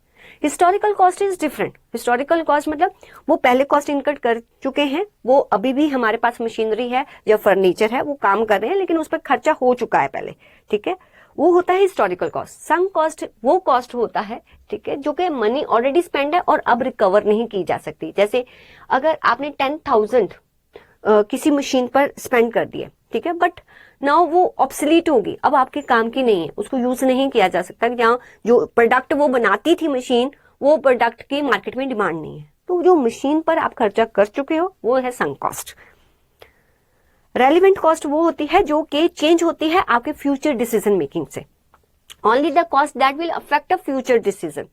अगर जैसे कि आपने कुछ प्रोडक्ट बनाना है, अगर आपके पास बिल्डिंग है, राइट, बिल्डिंग का रेंट आप दे रहे हो, अब आप प्रोडक्ट ए भी बना सकते हो, प्रोडक्ट बी भी बना सकते हो। अब प्रोडक्ट ए को बनाने के लिए जो मटेरियल है वो उस पे जो खर्चा होगा वो आपके लिए रेलिवेंट है। जो रेंट आप दे रहे हो वो तो सेम ही रहेगा, चाहे आप प्रोडक्ट ए बनाओ चाहे प्रोडक्ट बी बनाओ, तो वो आपके लिए क्या हो जाएगी, इररेलेवेंट कॉस्ट होगी। जो कॉस्ट जो फ्यूचर डिसीजन मेकिंग लेने पर चेंज हो रही है, जिसपे कोई इंपैक्ट पड़ रहा है, वो आपकी रेलिवेंट कॉस्ट होती है। फिर होती है अवॉइडेबल और अनअवॉइडेबल कॉस्ट। देखो, अवॉइडेबल का मतलब होता है कि कोई बिजनेस एक्टिविटी या कोई आप काम करो तो आप उस कॉस्ट को अवॉइड कर सकते हो, ना करो, ठीक है, सॉरी, आप कोई काम ना करो तो उस कॉस्ट को आप अवॉइड कर सकते हो। जैसे फॉर एग्जांपल, अगर आप जो है आपकी कोई बिजनेस एक्टिविटी, आप कोई प्रोडक्ट ए बना रहे हो, आप अगर उसकी प्रोडक्शन बंद कर दोगे तो उस पर जितना खर्चा है उसको आप अवॉइड कर सकते हो, that is the avoidable cost. एक ऐसी कॉस्ट होती है जिसको मीन्स आप वो प्रोडक्शन करो ना करो, वो कॉस्ट को आप अवॉइड नहीं कर सकते। जैसे लॉन्ग टर्म आपने कोई लीज पर ली हुई है, कोई बिल्डिंग लीज पर ली हुई है 10 इयर्स के लिए, अब आप प्रोडक्शन करो, प्रोडक्ट ए को बंद करो, प्रोडक्ट बी को बंद करो, आपको वो लीज देना ही पड़ेगा, लीज रेंट देना ही पड़ेगा, वो हो गया अनअवॉइडेबल। मतलब अवॉइड जो है, अवॉइड मीन्स बिजनेस एक्टिविटी को अगर आप बंद करते हो तो वो कॉस्ट अवॉइड हो जाती है। अगर बिजनेस एक्टिविटी बंद करने पर भी वो कॉस्ट जो है आप अवॉइड नहीं कर सकते, वो अनअवॉइडेबल होती है। फिर कंट्रोलेबल और अनकंट्रोलेबल क्या होती है? देखो, कंट्रोलेबल और अनकंट्रोलेबल ना आप मैनेजर के पर्सपेक्टिव से देखते हो। तो मैनेजर जो फ्लोर पर काम कर रहा है वो कितनी कॉस्ट को कंट्रोल कर सकता है, उसके हाथ में कौन सी कॉस्ट है जिसको वो जो है वो कम कर सकता है, कंट्रोल कर सकता है। उसको मैनेजमेंट के पर्सपेक्टिव से जो वो कंट्रोल और नॉन कंट्रोल कर सकता है ना, उनको कंट्रोलेबल और नॉन कंट्रोलेबल कॉस्ट कहा जाता है। लाइक कंट्रोलेबल कॉस्ट जिसको मैनेजर कंट्रोल कर सकता है, जैसे ओवर टाइम बेसिस, वो ऐसे जो कंप्लीट लेबर का ऐसे टाइम टेबल बनाए कि जिस टाइम जो है ज्यादा प्रोडक्शन की रिक्वायरमेंट है, जिस सीजन में ज्यादा प्रोडक्शन की रिक्वायरमेंट है तो वहां लेबर ज्यादा हो। जहां जैसे मैंने रेस्टोरेंट की एग्जांपल देती हूँ कि रेस्टोरेंट में इवनिंग टाइम में रश ज्यादा होता है, तो टाइम टेबल ऐसा बनाया जाता है कि मॉर्निंग में जो मैनेजर्स कम आते हैं तो इवनिंग में जो है वो मैनेजर्स ज्यादा आते हैं, या जो भी स्टाफ है, क्रू है, वो ज्यादा आता है। तो ऐसे मैनेज करें कि ओवर टाइम को जो है वो कम किया जा सके। नॉन कंट्रोलेबल जो उसके हाथ में है ही नहीं, जिसके लिए हम उसको ब्लेम नहीं कर सकते, उसके लिए आप एग्जांपल दे सकते हो कि जैसे आपका रेंट हो गया, बिल्डिंग का रेंट हो गया, वो तो हेड ऑफिस डिसाइड करता है, वो उसके हाथ में अगर है ही नहीं है तो वो क्या हो गया, अनकंट्रोलेबल। तो cost that manager can not control, जैसे फैक्ट्री रेंट हो गया, राइट। तो ये डिपेंड करता है कि उसके हाथ में कौन सी कॉस्ट कंट्रोल करने, वो किस कॉस्ट को कंट्रोल कर सकता है, किस कॉस्ट को कंट्रोल नहीं कर सकता, क्योंकि उसी के बेसिस पर उसकी रिस्पॉन्सिबिलिटी जो है वो साइन की जाती है। कॉस्ट ऑब्जेक्ट क्या होता है? Anything you want to know the cost, जिसकी कॉस्ट आप जानना चाहते हो। ये कोई प्रोडक्ट भी हो सकता है, कोई कस्टमर भी हो सकता है, कोई सेल्स रीजन भी हो सकता है। कॉस्ट यूनिट क्या होता है? जिसमें उस प्रोडक्ट की कॉस्ट को आप मेजर करते हो। जैसे कार मैन्युफैक्चरिंग कंपनी जो है वो वन कार, उसके लिए कॉस्ट यूनिट होगा। सिगरेट कंपनी 1 पैकेट या 1 पीस, ओहो कैसी एग्जाम्पल है। बिल्डर 1 बिल्डिंग और फ्लैट हो गया। ऑडिट फर्म 1 ऑडिट आर और फाइल हो गया। तो ये उनका जो है वो कॉस्ट यूनिट होता है। Cost unit can be composite cost unit. Composite cost unit कहां पर होते हैं? यहाँ पर जो है एक से ज्यादा कॉस्ट यूनिट जो है हमें लेने पड़ते हैं, क्योंकि उसके अकॉर्डिंग ही हम जो है अपना जो है कॉस्ट को प्रॉपरली निकाल सकते हैं। जैसे कि हमने देखा कि जो पब्लिक ट्रांसपोर्टेशन होती है वहां पर उनको कॉस्ट जो है वो पर किलोमीटर भी जाननी होती है और कॉस्ट जो है उनको पर पैसेंजर भी जाननी होती है, ठीक है। अगर हम हॉस्पिटल्स की बात करें तो हॉस्पिटल्स को भी जो कॉस्ट जाननी होती है वो हर बेड की जाननी होती है, या पर डे की जाननी होती है, पर पेशेंट भी जाननी होती है। अगर हम होटल्स इंडस्ट्री की बात करें तो वो पर डे भी निकालते हैं एंड पर रूम भी निकालते हैं, राइट। फिर आगे कॉस्ट सेंटर। देखो कॉस्ट सेंटर का मतलब सॉरी, ऐसा एरिया या ऐसा डिपार्टमेंट जहां पर हम कॉस्ट को कंट्रोल या कलेक्ट करते हैं उसको बोलते हैं कॉस्ट सेंटर्स। जो कॉस्ट सेंटर होते हैं आपके cost centre production cost centres भी होते हैं और सर्विस कॉस्ट सेंटर्स भी होते हैं। प्रोडक्शन कॉस्ट सेंटर वो होते हैं जो डायरेक्टली किसी प्रोडक्ट को बनाने में इन्वॉल्व होते हैं, और सर्विस कॉस्ट सेंटर जो कि प्रोडक्शन में डायरेक्टली तो इन्वॉल्व नहीं होते बट उनकी नीड होती है जो इनडायरेक्टली उस प्रोडक्शन को सपोर्ट करते हैं, जैसे कि पावर हाउस, मेंटेनेंस डिपार्टमेंट, ये होते हैं सर्विस कॉस्ट सेंटर। देखो ये किसका पार्ट होते हैं, कॉस्ट सेंटर होता क्या है। देखो रिस्पॉन्सिबिलिटी सेंटर एक बिग ऑर्गेनाइजेशन है, राइट, उसको अपनी कॉस्ट को कंट्रोल करना है। तो कैसे कंट्रोल करेगी, क्या पूरी ऑर्गेनाइजेशन का एक मैनेजर बना देगी कि तुम रिस्पॉन्सिबल हो इसकी सारी कॉस्ट का, नहीं हो सकता। क्या करना पड़ता है, इतनी बड़ी ऑर्गेनाइजेशन है ना, उनको अलग अलग डिपार्टमेंट्स या अलग अलग यूनिट्स में डिवाइड करना पड़ता है। वो जो यूनिट्स हैं वो जिस भी कॉस्ट के लिए रिस्पॉन्सिबल होंगे वो कॉस्ट के लिए रिस्पॉन्सिबल है, या प्रॉफिटेबिलिटी के लिए रिस्पॉन्सिबल है, या इन्वेस्टमेंट के लिए रिस्पॉन्सिबल है, उसके अकॉर्डिंग उनको जो है नाम दिया जाता है। वो होते तो रिस्पॉन्सिबल हैं बट किस चीज के लिए रिस्पॉन्सिबल है। अगर कोई डिपार्टमेंट सिर्फ कॉस्ट के लिए रिस्पॉन्सिबल होगा तो उसको कॉस्ट सेंटर बोलते हैं, राइट। अगर कोई डिपार्टमेंट कॉस्ट के लिए भी रिस्पॉन्सिबल है और वो प्रॉफिट के लिए भी रिस्पॉन्सिबल है, मैं यहां पर ऑलवेज आपको कोट करती हूँ, कौन सी एग्जांपल, यस, रेस्टोरेंट की एग्जांपल। जैसे किचन में अगर हम शेफ की बात करें जो किचन में काम कर रहा है, वो सिर्फ क्या करता है, वो कॉस्ट के लिए जो है रिस्पॉन्सिबल, वो इंग्रेडिएंट वेस्टेज कम से कम करे सो दैट के कॉस्ट कम से कम आए किसी भी प्रोडक्ट की। तो उसके आप ये बोल सकते हो कि कॉस्ट तेरी ज्यादा नहीं आनी चाहिए। लेकिन जो रेस्टोरेंट मैनेजर होता है वो कॉस्ट के लिए, उस रेस्टोरेंट की कॉस्ट और उसकी सेल दोनों के लिए रिस्पॉन्सिबल होता है। इट मीन्स के वो क्या होता है, प्रॉफिट सेंटर, वो रिस्पॉन्सिबल होता है बोथ कॉस्ट एंड रेवेन्यू के लिए। रेवेन्यू सेंटर जो सिर्फ सेल्स के लिए ही रिस्पॉन्सिबल होते हैं, जैसे आप कोई भी ऐप ले लो, अगर उस रेस्टोरेंट की कोई ऐप है तो ऐप में कितना सेल जनरेट होता है वो उसके लिए रिस्पॉन्सिबल होगा। इन्वेस्टमेंट सेंटर्स क्या होते हैं, जो कॉस्ट के लिए रिस्पॉन्सिबल भी होते हैं, वो आपके रेवेन्यू के लिए, सेल्स के लिए भी रिस्पॉन्सिबल होते हैं और इवन इन्वेस्टमेंट के लिए रिस्पॉन्सिबल भी होते हैं, जैसे हेड ऑफिस होता है। तो हेड ऑफिस पूरी कंपनी का कॉस्ट, रेवेन्यू और इन्वेस्टमेंट तीनों के लिए रिस्पॉन्सिबल होता है, ठीक है। तो manages cost, revenue and capital investment. A full regional branch of a company, that is a investment center, right? Next, cost of production. Cost of production क्या होता है, कॉस्ट ऑफ प्रोडक्शन मीन्स किसी भी प्रोडक्ट को produce करने के लिए जो भी आप उस पर कॉस्ट इनकर्ड करते हो। अब एक प्रोडक्ट को प्रोड्यूस करने के लिए उस पर बहुत सारा कॉस्ट लगता है। फैक्ट्री में जब वो प्रोडक्ट आता है तो उस पर मटेरियल भी लगेगा, लेबर भी लगेगा, अदर एक्सपेंसेस भी लगेंगे। अच्छा, कुछ ये डायरेक्ट होंगे, अगर वो डायरेक्ट हैं तो वो प्राइम कॉस्ट का पार्ट बन जाते हैं। कुछ ये इनडायरेक्ट होंगे जो डायरेक्टली हम अपने प्रोडक्ट के साथ आइडेंटिफाई तो नहीं कर सकते but that is involve in the production of that product, right. तो हो कहाँ रहे हैं, फैक्ट्री के अंदर ही हो रहे हैं। और कुछ ऐसे एक्सपेंडिचर होते हैं, ये बात थोड़ी सी ध्यान से सुननी है। एक होते हैं एडमिन एक्सपेंसेस। एडमिन एक्सपेंसेस कुछ ऐसे एक्सपेंसेस होते हैं जो प्रोडक्शन के साथ रिलेटेड होते हैं, ठीक है। वो आपको क्वेश्चन में गिवन होगा कि these admin expenses are directly related to the production. तो इन एडमिन एक्सपेंसेस को भी आप कॉस्ट ऑफ प्रोडक्शन का पार्ट बनाओगे, कॉस्ट ऑफ प्रोडक्शन का पार्ट बनाओगे, राइट। तो कॉस्ट ऑफ प्रोडक्शन में क्या क्या आता है, थोड़ा सा ध्यान से देखो। लेबर कॉस्ट आता है, डायरेक्ट एक्सपेंसेस आता है, फैक्ट्री ओवरहेड्स आता है, क्वालिटी चेक्स आते हैं, पैकिंग कॉस्ट आती है, रिसर्च एंड डेवलपमेंट कॉस्ट आती है। एडमिन कॉस्ट वो आएगी जो रिलेटेड टू आपकी किसकी होगी, प्रोडक्शन की। और उसके बाद आप जो भी वर्क इन प्रोग्रेस है, जहाँ फिनिश्ड गुड्स है, उनका आप क्या करते हो, उनका आप एडजस्टमेंट करते हो। ये अभी मैं आपको समझा देती हूँ प्रैक्टिकल करवा के, ठीक है। कन्वर्जन कॉस्ट क्या होती है कि रॉ मटेरियल आया, फिर रॉ मटेरियल के ऊपर बहुत सारी एक्टिविटी की जाती है और बहुत सारे खर्चे किए जाते हैं, फिर वो फाइनली एक फिनिश्ड गुड्स बनता है। अब रॉ मटेरियल की कॉस्ट को ना इंक्लूड करके बाकी जितनी भी कॉस्ट है, दोबारा से लिखती हूँ, रॉ मटेरियल आता है कहाँ, फैक्ट्री में। रॉ मटेरियल फैक्ट्री में आता है, फैक्ट्री में उसको कन्वर्ट किया जाता है किसमें, फिनिश्ड गुड्स में।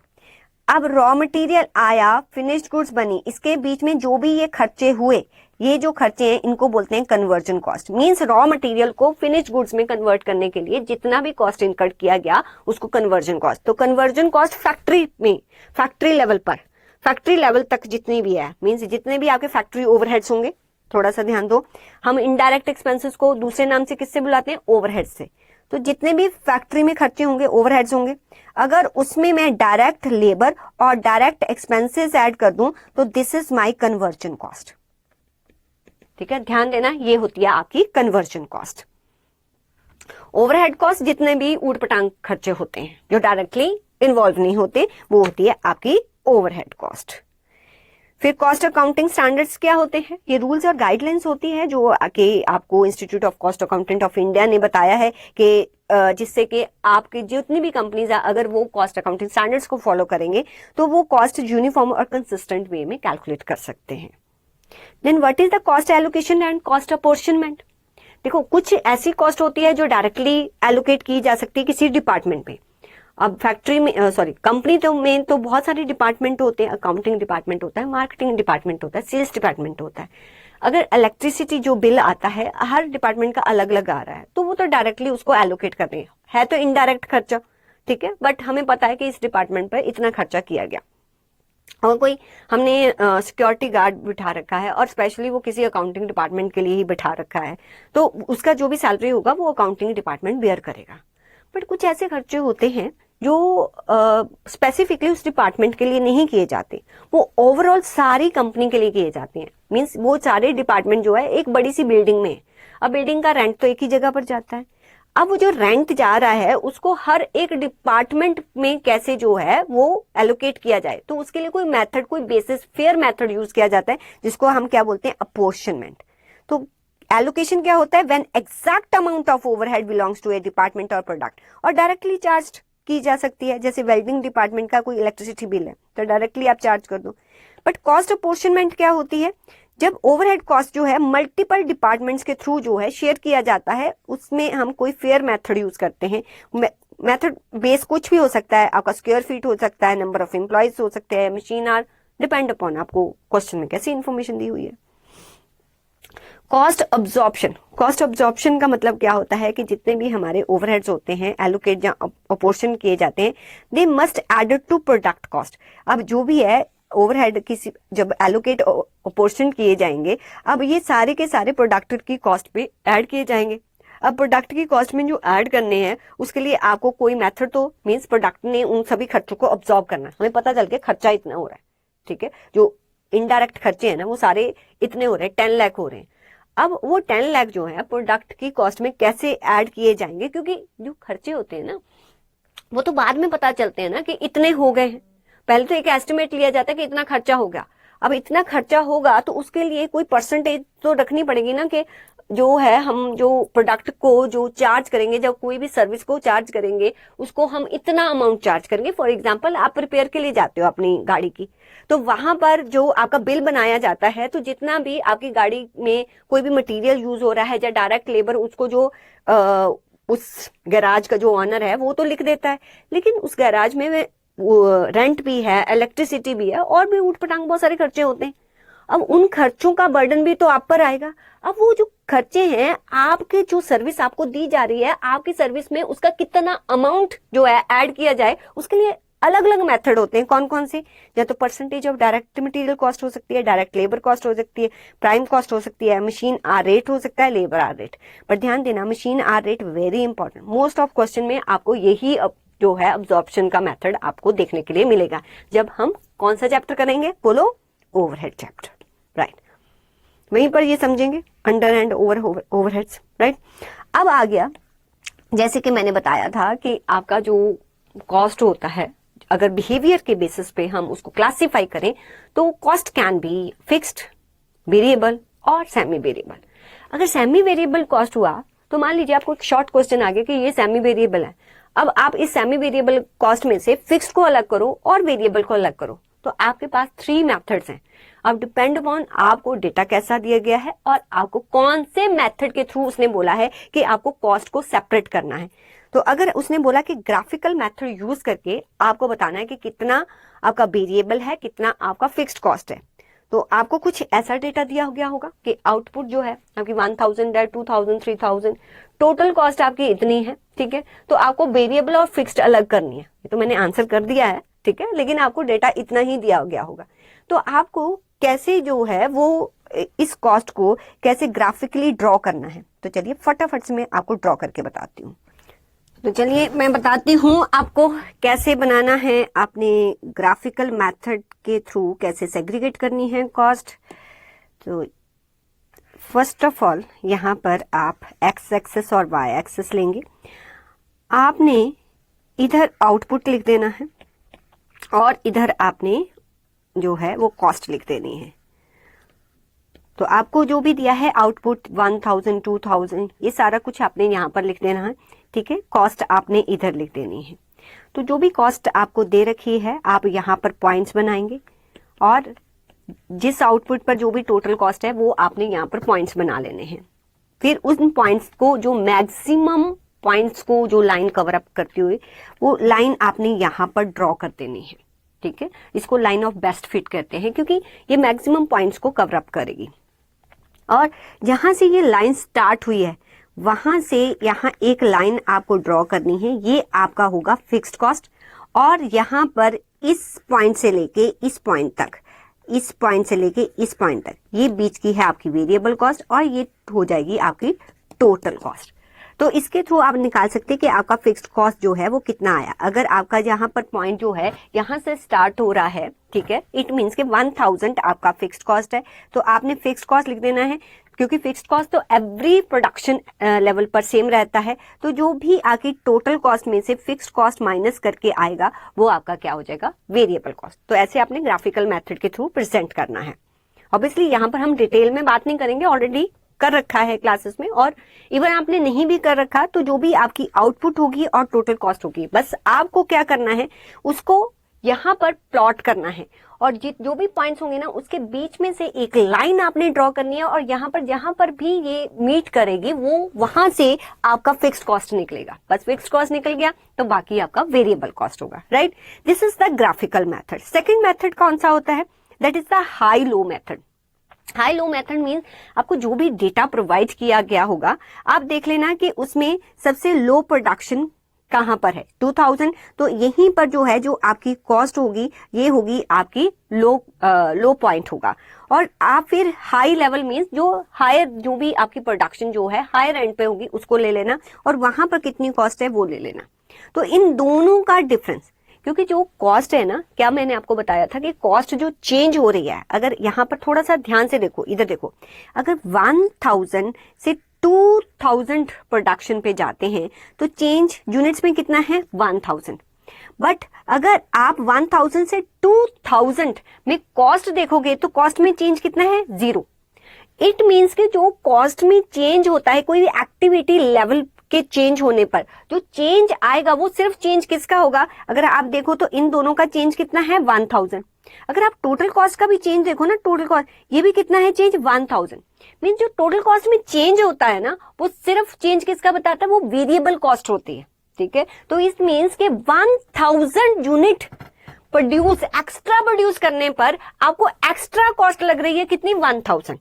तो इट मीन्स के अगर मैं जो एक्स्ट्रा कॉस्ट वेरिएबल कॉस्ट 1000 लग रही है बिकॉज हमने एक्स्ट्रा 1000 यूनिट्स बनाए हैं, तो आपके एक एक्स्ट्रा यूनिट बनाने पे कितनी वेरिएबल कॉस्ट आती है तो आपको वेरिएबल कॉस्ट पर यूनिट पता चल जाती है। तो इसको बोलते हैं हाई लो पॉइंट मेथड, जिसमें क्या करते हैं कि जो भी हमारा आउटपुट होता है हाई एंड पर और लो एंड पर उसका डिफरेंस ले लेते हैं। ये कितना डिफरेंस है, 3000। और जो भी कॉस्ट होती है आपकी ये भी कितनी है, 3000। तो जो भी कॉस्ट में चेंज आई, कॉस्ट में चेंजेस कितनी है, 3000। कितना आउटपुट में चेंजेस है, 3000। तो इट मीन्स के हर एक एक्स्ट्रा प्रोडक्ट बनाने पर आपको पर यूनिट कितना लगता है, 1 रुपी, ठीक है। तो 1 रुपी अगर आपको एक्स्ट्रा हर प्रोडक्ट बनाने पर लगता है तो it means this is the variable cost per unit. तो आपके पास 2000 यूनिट्स है तो वेरिएबल कॉस्ट आपकी कितनी हो जाएगी, तो वेरिएबल कॉस्ट आपकी कितनी हो जाएगी, वेरिएबल कॉस्ट 2000 पर 2000 हो जाएगी। अगर 3000 बनाएंगे तो वेरिएबल कॉस्ट कितनी हो जाएगी, 3000। अगर आपको टोटल कॉस्ट दी हुई है 3000, अगर 2000 माइनस कर दूं तो मेरे पास क्या निकल जाएगी, फिक्स्ड कॉस्ट निकल जाएगी। तो इट मीन्स कि अगर आपको हाई लेवल और लो लेवल की प्रोडक्शन दी हुई है तो सबसे पहले आपने जो है आपने क्या निकाल लेना है, वेरिएबल कॉस्ट पर यूनिट। वो कैसे निकलेगी, cost at high level minus cost at low level, उसको डिवाइड कर दोगे यूनिट्स एट हाई लेवल और divided by units at low level. तो फिक्स्ड कॉस्ट आपकी कैसे निकलेगी? फिक्स्ड कॉस्ट कैसे निकलेगी? जो भी आपकी टोटल कॉस्ट होगी, ठीक है, किसी भी लेवल पर निकाल सकते हो, जो भी आपकी टोटल कॉस्ट, चाहे इस लेवल पर निकालो, चाहे इस लेवल पर, चाहे इस लेवल पर, जो भी आपकी टोटल कॉस्ट होगी, राइट, आप क्या करेंगे, जितने भी आपके उस लेवल पर यूनिट्स होंगे उसको वेरिएबल कॉस्ट पर यूनिट के साथ मल्टीप्लाई कर देना। जैसे फॉर एग्जांपल इस लेवल पर मेरी टोटल कॉस्ट कितनी है? 3000 और इस लेवल पर मेरे यूनिट कितने हैं? 1000। एक एक यूनिट बनाने पर कॉस्ट कितनी आती है? 1 रुपी। तो 3000 माइनस 1000 करेंगे आप, तो आपका फिक्स्ड कॉस्ट कितना आएगा? 2000। तो जो अरे ये क्या हो गया? अच्छा सॉरी, ये आउटपुट है 2000, ये आउटपुट है 2000 इस लेवल पर, ठीक है। तो हमारा जो है वो आपका फिक्स्ड कॉस्ट कितना आ जाएगा? 1000। एक निकाल लिया 1000, इट मींस हर लेवल पे 1000 होगा, बाकी आपकी वेरिएबल कॉस्ट होगी। ये होता है हाई लो एंड मेथड। फिर होता है एक least square method. Least square method ये आपको एक कह लो कि इक्वेशन देता है। ये कहता है कि जो टोटल कॉस्ट होती है ना वो y से डोनेट करता है। जो टोटल कॉस्ट इक्वल टू होती है mx प्लस c। c का मतलब होता है फिक्स्ड कॉस्ट, c का मतलब होता है फिक्स्ड कॉस्ट, और x का मतलब होता है नंबर ऑफ यूनिट्स, और m का मतलब होता है variable cost per unit. Variable cost per unit, अगर मैं वेरिएबल कॉस्ट पर यूनिट को नंबर ऑफ यूनिट से मल्टीप्लाई कर दूंगी तो टोटल वेरिएबल कॉस्ट निकल जाएगी, उसमें फिक्स्ड कॉस्ट ऐड कर दूंगी, ठीक है, तो मेरे पास क्या आ जाएगी? टोटल कॉस्ट निकल आएगी। तो variable cost plus fixed cost क्या किसकी इक्वल टू होती है? आपकी टोटल कॉस्ट के इक्वल टू होती है। तो आपको जो भी डेटा दिया होगा, मान लीजिए उसने ये बोला है कि 10 यूनिट्स आउटपुट पर टोटल कॉस्ट होती है आपकी 1200, 20 यूनिट्स आउटपुट पर आपकी टोटल कॉस्ट होती है 12,075। तो आपको इक्वेशन बनानी है। तो आपकी पहली इक्वेशन क्या बनेगी? 1200 कॉस्ट होती है, ठीक है। अब आपको वेरिएबल कॉस्ट पर यूनिट तो पता नहीं है, तो उसको क्या ले लेंगे आप? एम ही रख लोगे, और यूनिट्स आपको कितने दिए हुए हैं? 10। तो यहाँ पर क्या हो जाएगा? 10 एम, और सी आपको पता नहीं है। ऐसे ही सेकंड इक्वेशन बनाएंगे। टोटल कॉस्ट कितनी है? 1275, ठीक है। यहाँ पर आपके यूनिट्स कितने हैं? 20 एम प्लस सी। ये फर्स्ट इक्वेशन हो गई, ये सेकंड इक्वेशन हो गई। बस आप इन दोनों को सॉल्व कर लीजिए तो आपको m और c की वैल्यू पता चल जाएगी। तो जैसे कि 1275 में से माइनस किया 1200, ठीक है, दोनों इक्वेशन को एक दूसरे से सब्सट्रैक्ट कर दीजिए। जब आपने सब्सट्रैक्ट करोगे, ठीक है, तो आपके पास m की वैल्यू आ जाएगी और आपके पास c की वैल्यू आ जाएगी, देन आपकी ये इक्वेशन सॉल्व हो जाएगी, राइट। तो ये होता है इक्वेशन मेथड, ठीक है, लीनियर इक्वेशन मेथड। इक्वेशन तो हमने कितनी बार क्लासेस में की हुई है। तो ये 3 मेथड्स मेनली है, graphical method, high low method और आपका लीनियर इक्वेशन मेथड। नेक्स्ट आ जाता है आपका कॉस्ट शीट। तो कॉस्ट शीट जो है, कॉस्ट शीट का एक बार फॉर्मेट देख लेते हैं, फिर इसी से रिलेटेड जो भी क्वेश्चंस है ना वो सॉल्व करेंगे। प्रैक्टिकल पार्ट तो बेसिकली जितना भी प्रैक्टिकल पार्ट है इस वाले मॉड्यूल में वो इसी से रिलेटेड है, तो इसको ध्यान से समझना है कि कहाँ पर क्या क्या चीजें आती हैं। सबसे पहले जब हम किसी भी प्रोडक्ट का कॉस्ट, जो मैन्युफैक्चरिंग यूनिट्स होते हैं ना, वो कॉस्ट शीट बनाते हैं कॉस्ट पर यूनिट निकालने के लिए, जहां पर लार्ज लेवल पर प्रोडक्शन होती है, राइट, एक ही तरह का प्रोडक्ट बनाया जाता है, तो कॉस्ट शीट बना के कॉस्ट पर यूनिट आप निकाल सकते हैं। तो यहाँ पर लिखा जाता है कि जो भी आपने प्रोडक्शन स्टार्ट की है, सबसे पहले जितना भी उसके लिए आपको जो है डायरेक्ट एक्सपेंसेस लग रहे हैं, चाहे वो डायरेक्ट मटेरियल है, चाहे वो डायरेक्ट लेबर है, चाहे वो डायरेक्ट एक्सपेंस है। देखो, आप जब किसी भी यूनिट्स की जो है कॉस्ट निकालते हैं, तो जो आप डायरेक्ट मटेरियल लेते हो, क्या मटेरियल आप बोलोगे कि जितना मटेरियल आपने उस पीरियड में परचेज किया, या आप उस मटेरियल को जो है कंसिडर करोगे जितना उस प्रोडक्ट को बनाने के लिए जो मटेरियल है कंज्यूम हुआ होगा। तो यहाँ पर जो डायरेक्ट मटेरियल दिया जाता है ना, that is not material purchase, that is a material consume. आप मटेरियल कंजम्पशन कैसे निकालते हैं? जितना मेरे पास ओपनिंग स्टॉक था, जितना अभी मैंने बाय किया है, और जिस दिन मैं ये कॉस्ट शीट बना रही हूं जितना क्लोजिंग स्टॉक है वो माइनस कर दो, तो मुझे पता चल जाएगा कि जिस भी पर्टिकुलर पीरियड के लिए मैं कॉस्ट शीट बना रही हूं उसमें मैंने कितना मटेरियल कंज्यूम किया है। तो सबसे पहले डायरेक्ट मटेरियल। तो डायरेक्ट मटेरियल जो है, अगर जब भी आप निकालते हो तो जो परचेजेस है, तो आपने देखा होगा कि परचेजेस, अगर आप कोई मटेरियल जो है वो बाय करते हो, अगर उस मटेरियल उसको जो है फैक्ट्री फ्लोर तक लाने के लिए जो भी आप किराया वगैरह देते हो, फ्रेट वगैरह, जो कैरेज इनवर्ड्स वगैरह हो गया, लॉन्गर जो डिस्टेंस होता है वहां पर फ्रेट बोला जाता है, ठीक है, शॉर्टर के लिए कैरेज इनवर्ड्स बोला जाता है, या इंश्योरेंस वगैरह पे कर रहे हो, वो सब कुछ ऐड किया जाता है, राइट। और क्लोजिंग स्टॉक में जो है वो माइनस कर दिया जाता है, तो हमारे पास आता है डायरेक्ट मटेरियल कंजम्पशन। उसमें आप डायरेक्ट वेजेस ऐड कर दो और डायरेक्ट एक्सपेंसेस ऐड कर दो। तीनों को ऐड करने के बाद जो आपके पास कॉस्ट आएगा उसको हम बोलते हैं प्राइम कॉस्ट, जहां आप इसको जो है वो डायरेक्ट कॉस्ट भी बोलते हैं। फिर उसमें फैक्ट्री में लगने वाले सारे के सारे खर्चे, थोड़ा ध्यान से सुनना, इसी पर ही है बेस्ड, सिर्फ आपको ये फॉर्मेट याद होना चाहिए, बाकी तो आपको सारी कॉस्ट दी होती है तो आपने पुट ही तो करनी है यहाँ पर। तो फैक्ट्री ओवरहेड्स, फैक्ट्री में लगने वाले सारे खर्चे, जैसे इनडायरेक्ट वेजेस, रेंट हो गया, लाइटिंग हो गया, पावर हो गया, रिपेयर्स हो गया, ड्राइंग ऑफिस एक्सपेंसेस हो गया। ड्राइंग ऑफिस एक्सपेंसेस वो नहीं ड्राइंग के आपने पैसा निकाला, ड्राइंग मतलब जो आपका फैक्ट्री में, फैक्ट्री फ्लोर पर जब काम होता है तो समटाइम उसका एक ब्लूप्रिंट बनाया जाता है, तो बनाया तो फैक्ट्री के लिए गया है तो वो फैक्ट्री में ही ऐड होगा।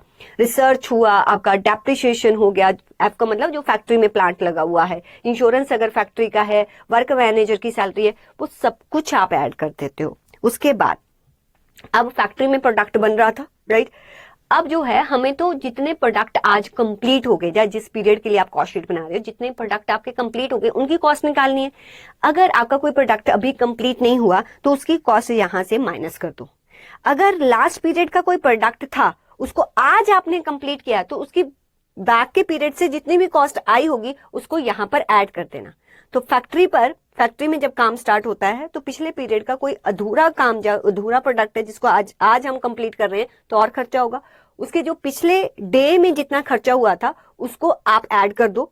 जो आज जो प्रोडक्ट कंप्लीट नहीं हुए वो नेक्स्ट जब कॉस्ट शीट बनेगी उसमें उसका खर्चा ऐड करेंगे, उसके खर्चे को यहां से लेस कर दो, वर्क इन प्रोग्रेस, ठीक है। तो आपके पास वो प्रोडक्ट आ जाएंगे जो आज कंप्लीट हो चुके हैं। तो यहां पर जो आपको फैक्ट्री कॉस्ट पता चलेगी वो उन प्रोडक्ट्स की पता चलेगी जो कंप्लीट प्रोडक्ट्स हैं। तो फैक्ट्री कॉस्ट किसकी निकालनी है हमने? कंप्लीट प्रोडक्ट्स की। इसलिए आप वर्क इन प्रोग्रेस का एडजस्टमेंट जो है वो फैक्ट्री ओवरहेड्स में ही करेंगे। फिर उसके बाद आप यहां पर ऐड करते हो एडमिन ओवरहेड्स। अब थोड़ा सा ध्यान देना, यहां पर वो एडमिन ओवरहेड्स ऐड करेंगे जो प्रोडक्शन के साथ रिलेटेड होंगे। अगर मैम क्वेश्चन में दिया ही नहीं है कि ये प्रोडक्शन के साथ रिलेटेड है या नहीं है, तो आप जो है उनको मानोगे, ये अज्यूम करोगे कि these admin expenses related to the production, right. तो आप यहाँ पर सारे एडमिन एंड ऑफिस एक्सपेंसेस जो हैं वो सारे के सारे यहाँ पर ऐड कर देने। लीगल एक्सपेंसेस हो गया, ऑडिट फीस हो गया, बैंक चार्जेस हो गए, वो सब कुछ यहाँ पर ऐड कर दोगे तो ये बन जाएगा आपका कॉस्ट ऑफ प्रोडक्शन। बट अगर उसने स्पेसिफिकली बोल दिया कि जितने भी हम ऑफिस और एडमिन एक्सपेंसेस बता रहे हैं that is not related to production, तो आप ये कोई भी यहाँ पर ऐड नहीं करेंगे, कुछ भी यहाँ पर ऐड नहीं करेंगे, ये सब कुछ। तो आपका थोड़ा सा ध्यान से सुनो, जो आपकी फैक्ट्री कॉस्ट होगी वही आपका क्या हो जाएगा, वही आपका क्या हो जाएगा, आपका हो जाएगा कॉस्ट ऑफ प्रोडक्शन, वही आपका हो जाएगा कॉस्ट ऑफ प्रोडक्शन। फिर उसके बाद आपने उसमें opening stock of finished goods add करना है, लेस करना है closing stock of finished goods, क्योंकि अब हमें ये तो कॉस्ट ऑफ प्रोडक्शन जितने भी आज प्रोडक्ट कंप्लीट हुए, मान लीजिए आज मैंने 10,000 यूनिट्स बनाए, ठीक है, उनका खर्चा आया 1 लाख, ठीक। मुझे क्या जानना है, मुझे तो उन गुड्स का खर्चा जानना है जो मैं सेल कर रही हूँ। इसलिए अगर वेयर हाउस में कुछ और प्रोडक्ट बने थे, मान लीजिए वेयर हाउस में 2000 यूनिट्स पड़े थे जिसका जो अमाउंट था 1000, तो मेरे पास कितने यूनिट्स आ गए? 12,000 यूनिट्स, जिनकी कॉस्ट कितनी आ गई आपकी, ये 10,000 ले दो, 1,10,000, ये जिसकी कॉस्ट आ गई 1,10,000। लेकिन आज जो है जब गोडाउन में गए तो वहां पर कुछ जो है क्लोजिंग स्टॉक अभी भी बचा हुआ है जो आज हम सेल नहीं कर रहे, मान लीजिए वो है 1,000, ठीक है। 1,000 का जो भी आपका फिनिश्ड गुड्स का जो भी कॉस्ट होगा वो कैसे निकालेंगे, वो कैसे निकालते हैं, जैसे आज जो बने हैं हमारे प्रोडक्ट वो कितने बने हैं 10,000, उन पर खर्चा कितना हुआ 1 लाख। अगर 1,10,000 पर खर्चा हुआ है तो एक प्रोडक्ट को बनाने पे कितना खर्चा आया होगा 10 रुपीज। तो 1,000 यूनिट जो है इनकी कॉस्ट जो है आप निकालोगे, जो क्लोजिंग स्टॉक है आपके ठीक है, वो कितना आ जाएगा आपका 10 रुपीज से वो आ जाएगा आपका, यहाँ पर निकालू, 2 मिनट मैं थोड़ा दोबारा से लिखती हूँ। देखो 10,000 यूनिट, मान लीजिए उसका खर्चा है 1 लाख। 2,000 ओपनिंग स्टॉक जो हमारे गोडाउन में पड़े हुए थे, मान लीजिए वो हैं आपके 20,000। ठीक है, एक प्रॉपर अकाउंटिंग लेते हैं। ये है टोटल 12,000 यूनिट्स जो है वो 1,20,000 के। अभी भी गोडाउन में 1,000 यूनिट्स पड़े हुए हैं, तो हम ये मानते हैं कि जो मेथड हम यूज कर रहे हैं वो फर्स्ट इन फर्स्ट आउट कर रहे हैं। ठीक है, जो बिके हैं यूनिट्स बिके हुए हैं वो जो पहले पड़े हुए थे वो पहले, मतलब कि जो भी अगर 1,000 यूनिट्स जो हैं वो गोडाउन में अभी भी पड़े हैं, तो इट मीन्स कितने यूनिट्स सेल हुए होंगे, 11,000। फर्स्ट इन फर्स्ट आउट का मतलब होता है कि ये जो 11,000 सेल हुए हैं ना, 2,000 ये वाले होंगे और बाकी जो 9,000 वो इसमें से होंगे। तो इट मीन्स जो मेरे पास क्लोजिंग स्टॉक है वो जो इसका कॉस्ट है वही कॉस्ट होगा, that is called the FIFO, first in first out. तो कैसे निकालूंगी, इसका कॉस्ट कितना था, 10,000 यूनिट्स के लिए को बनाने के लिए मेरा खर्चा कितना हुआ था, 1 लाख। एक यूनिट को बनाने के लिए कितना खर्चा होगा, 10। अभी भी मेरे गोडाउन में कितने पड़े हुए हैं, 1,000 यूनिट। अगर एक एक यूनिट्स के लिए 10 रुपीज लगते हैं तो गोडाउन में जो मेरा गुड्स पड़े हुए हैं उनकी कॉस्ट कितनी होगी, 10,000। इट मीन्स जो 11,000 आप बेच रहे हो उसका कॉस्ट कितना है, 1,10,000। तो आपको ये यूं पता चलता है this is the cost of goods sold, जो आपने गुड्स सोल्ड किए हैं उसका कॉस्ट। तो इट मीन्स आपने कॉस्ट ऑफ प्रोडक्शन निकाल लिया, राइट। उसके बाद आप फिनिश्ड गुड्स का जो है वो एडजस्टमेंट करोगे, क्योंकि मुझे उन गुड्स का कॉस्ट जानना है जो मैं सेल कर रही हूँ। तो उसके लिए ओपनिंग ऐड कर दो, जितना क्लोजिंग है उसको लेस कर दो, तो आपके पास उन गुड्स का कॉस्ट आ जाएगा जो आप सेल करोगे। अब इसके बाद अगर तो देखो एडमिन एक्सपेंसेस प्रोडक्शन के साथ रिलेटेड है तो यहीं पर ट्रीटमेंट हो जाएगा। अगर प्रोडक्शन के साथ नहीं रिलेटेड है तो फिर एडमिन एक्सपेंसेस इसके बाद ऐड करना, अब एडमिन एक्सपेंसेस ऐड करना, फिर उसके बाद selling and distribution overhead add करना। तो आपके पास जो आएगा वो आपके पास आ जाएगा cost of sales. It means cost of goods sold का फिर एडमिन जो है वो पार्ट नहीं बनेंगे, वो किसका पार्ट बनेंगे, आपके कॉस्ट ऑफ सेल्स का पार्ट बनेंगे। मीन्स सेलिंग से ऊपर उन एडमिन एक्सपेंसेस को आप ऐड कर देना। फिर अगर कॉस्ट ऑफ सेल्स मीन जो भी आप सेल कर रहे हो उसकी कॉस्ट इतनी है, उसमें जो भी आपका प्रॉफिटेबिलिटी मार्जिन है वो ऐड कर देना। तो आपको पता चल जाएगा कि आपको जो है कि इन यूनिट्स को कितने पर सेल करना है। तो आपको सेलिंग प्राइस पर यूनिट और कॉस्ट पर यूनिट यहां से पता चल जाएगा। तो this is your cost sheet. अब एक बात ध्यान रखनी है, समटाइम्स जो है वो आपको एक्सपेंडिचर जो बताता है, कुछ ऐसे एक्सपेंडिचर बताता है जो फाइनेंशियल नेचर के होते हैं। देखो कॉस्ट अकाउंटिंग में जितने भी हम कॉस्ट को रिकॉर्ड करते हैं वो कॉस्ट को रिकॉर्ड करते हैं जो आपके बिजनेस से रिलेटेड होती है। जो फाइनेंशियल नेचर की होती है कॉस्ट, उसको रिकॉर्ड नहीं किया जाता। फॉर एग्जाम्पल, अब आप इनकम टैक्स पे कर रहे हो, मैम खर्चा तो है ही ना।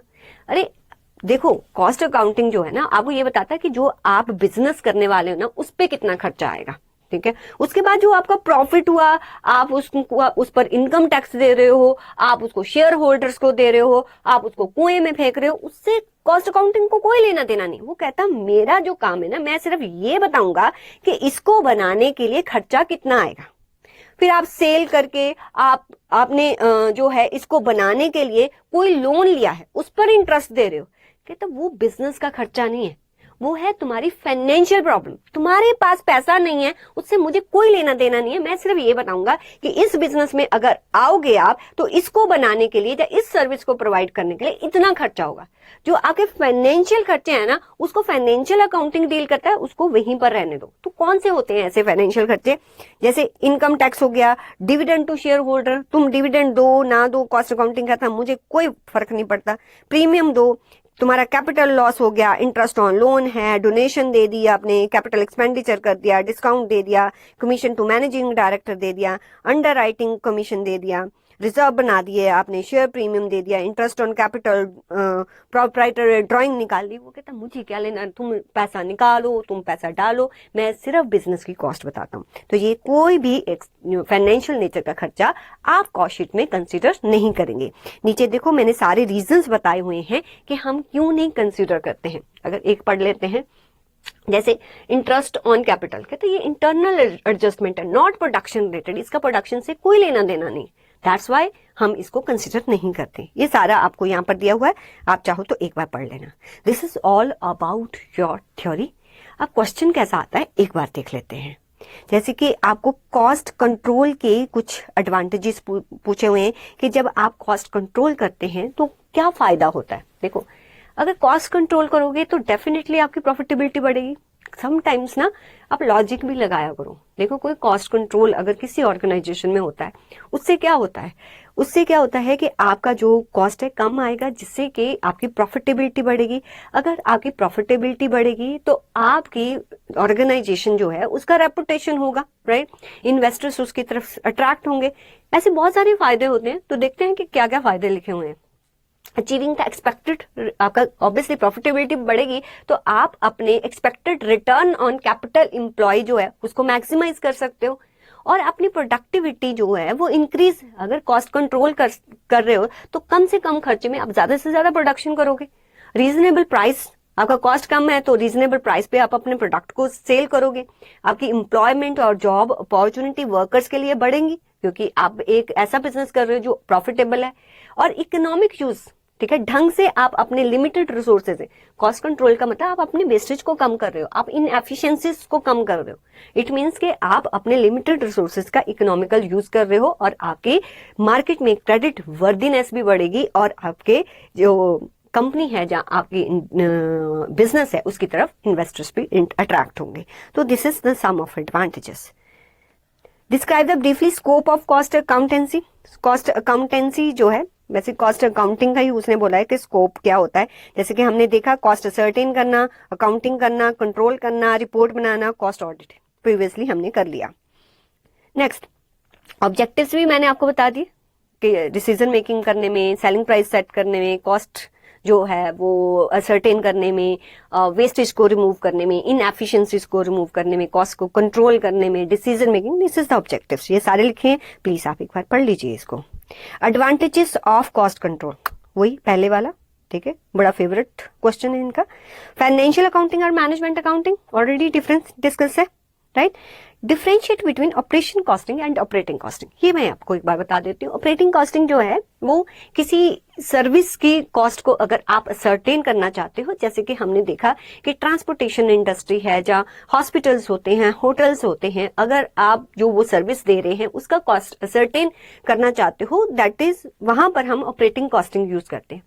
ऑपरेशन कॉस्टिंग, कॉस्ट का मतलब क्या होता है कि जो आप एक्टिविटी कर रहे हो ना उसमें एक सिंगल ऑपरेशन का आप कॉस्ट निकालना चाहते हो। एग्जांपल मैं दे देती हूँ कि मान लीजिए आप कोई फर्नीचर बना रहे हो, राइट। अब फर्नीचर बनाते हुए उसमें आप जो नेल्स वगैरह लगाते हो उसमें, ठीक है, तो वहां पर नेल्स लगाने से पहले ड्रिलिंग होती है। पूरे फर्नीचर में कहीं ना कहीं ड्रिलिंग है। अब उस ड्रिलिंग को करने में कितना खर्चा आ रहा है, मीन्स उस एक एक्टिविटी को परफॉर्म करने में कितना खर्चा आ रहा है, that is called the operation. Means वो एक ऑपरेशन को करने का कॉस्ट जो है उसको बोलते हैं ऑपरेशन कॉस्टिंग। ऑपरेशन जैसे कि आप एग्जांपल ले सकते हो, जैसे कि कार्स मैन्युफैक्चर होती हैं। अब कार का जो वो बनता है, बॉडी बनती है, उसमें बहुत सारी ड्रिलिंग की जाती है। अब उस ड्रिलिंग का खर्चा कितना आया उसको हम बोलते हैं ऑपरेशन कॉस्ट। या उस जो भी बॉडी बनी होती है उसको पेंट करने का, राइट, या उसके जो अपर सरफेस होता है उसको क्लीन करने का खर्चा, वो होता है ऑपरेशन कॉस्ट, राइट। एक पर्टिकुलर एक्टिविटी का खर्चा, उसको ऑपरेशन कॉस्ट बोलते हैं। तो ऑपरेशन कॉस्ट होता है cost of a specific operation, ठीक है, involve in A production process. एक प्रोडक्शन प्रोसेस, देखो प्रोसेस कॉस्टिंग जब करते हैं तो पूरे प्रोसेस का कॉस्ट निकालते हैं, लेकिन उस प्रोसेस में बहुत सारे काम हो रहे होते हैं। उस पर्टिकुलर एक काम के कॉस्ट को निकालने को हम ऑपरेशन कॉस्ट कहते हैं। और business activity, the cost unit in this method is a operation. इसमें कॉस्ट यूनिट क्या होगा, वो काम, वो पर्टिकुलर ऑपरेशन, उसको हम जो है कॉस्ट यूनिट बोलते हैं। इंस्टेड ऑफ पूरा प्रोसेस नहीं, कंप्लीट प्रोसेस नहीं, राइट। जैसे पेंटिंग करते हैं ना, जब बॉडी को पेंट किया जाता है तो पहले सरफेस को क्लीन किया जाता है। तो अगर मैं सरफेस क्लीन करने का कॉस्ट निकाल रही हूँ वो ऑपरेशन कॉस्ट है। पूरा प्रोसेस जहां पर पेंट किया जा रहा है, पूरे प्रोसेस, वो प्रोसेस कॉस्टिंग होगा। When the manufacturing method of a concern consists of a number of distinct operation, बहुत सारे ऑपरेशन बीच में काम किए जाते हैं, देन जो है ऑपरेशन कॉस्टिंग जो है वो सुटेबल है, not operating, operation costing. Operating cost क्या होता है? Operating cost incurred in conducting a business activity, पूरी बिजनेस एक्टिविटी का अगर आप कॉस्ट निकालते हो, it refer to cost to concern which do not manufacture. ये मैन्युफैक्चरिंग यूनिट्स में नहीं यूज होता, ये वहां पर यूज होता है जो सर्विस यूनिट्स बिजनेस जो है वो सर्विसेज प्रोवाइड करते हैं। Industry and establishment like power house, transport, travel agency, hospital, schools, ये एग्जाम्पल है जहां पर ये यूज होता है। Next, what is the difference between the cost control and cost reduction? इसको एक बार रीड कर लेना, इसमें से एमसीक्यू भी पूछे जाते हैं। कॉस्ट कंट्रोल मैंने आपको बताया, that is efforts toward achieving target. आपके सामने एक बजट है, आपको वो अचीव करना है। कॉस्ट जो रिडक्शन होता है वो अचीवमेंट ऑफ कि हम और कॉस्ट को कैसे रिड्यूस कर सकते हैं।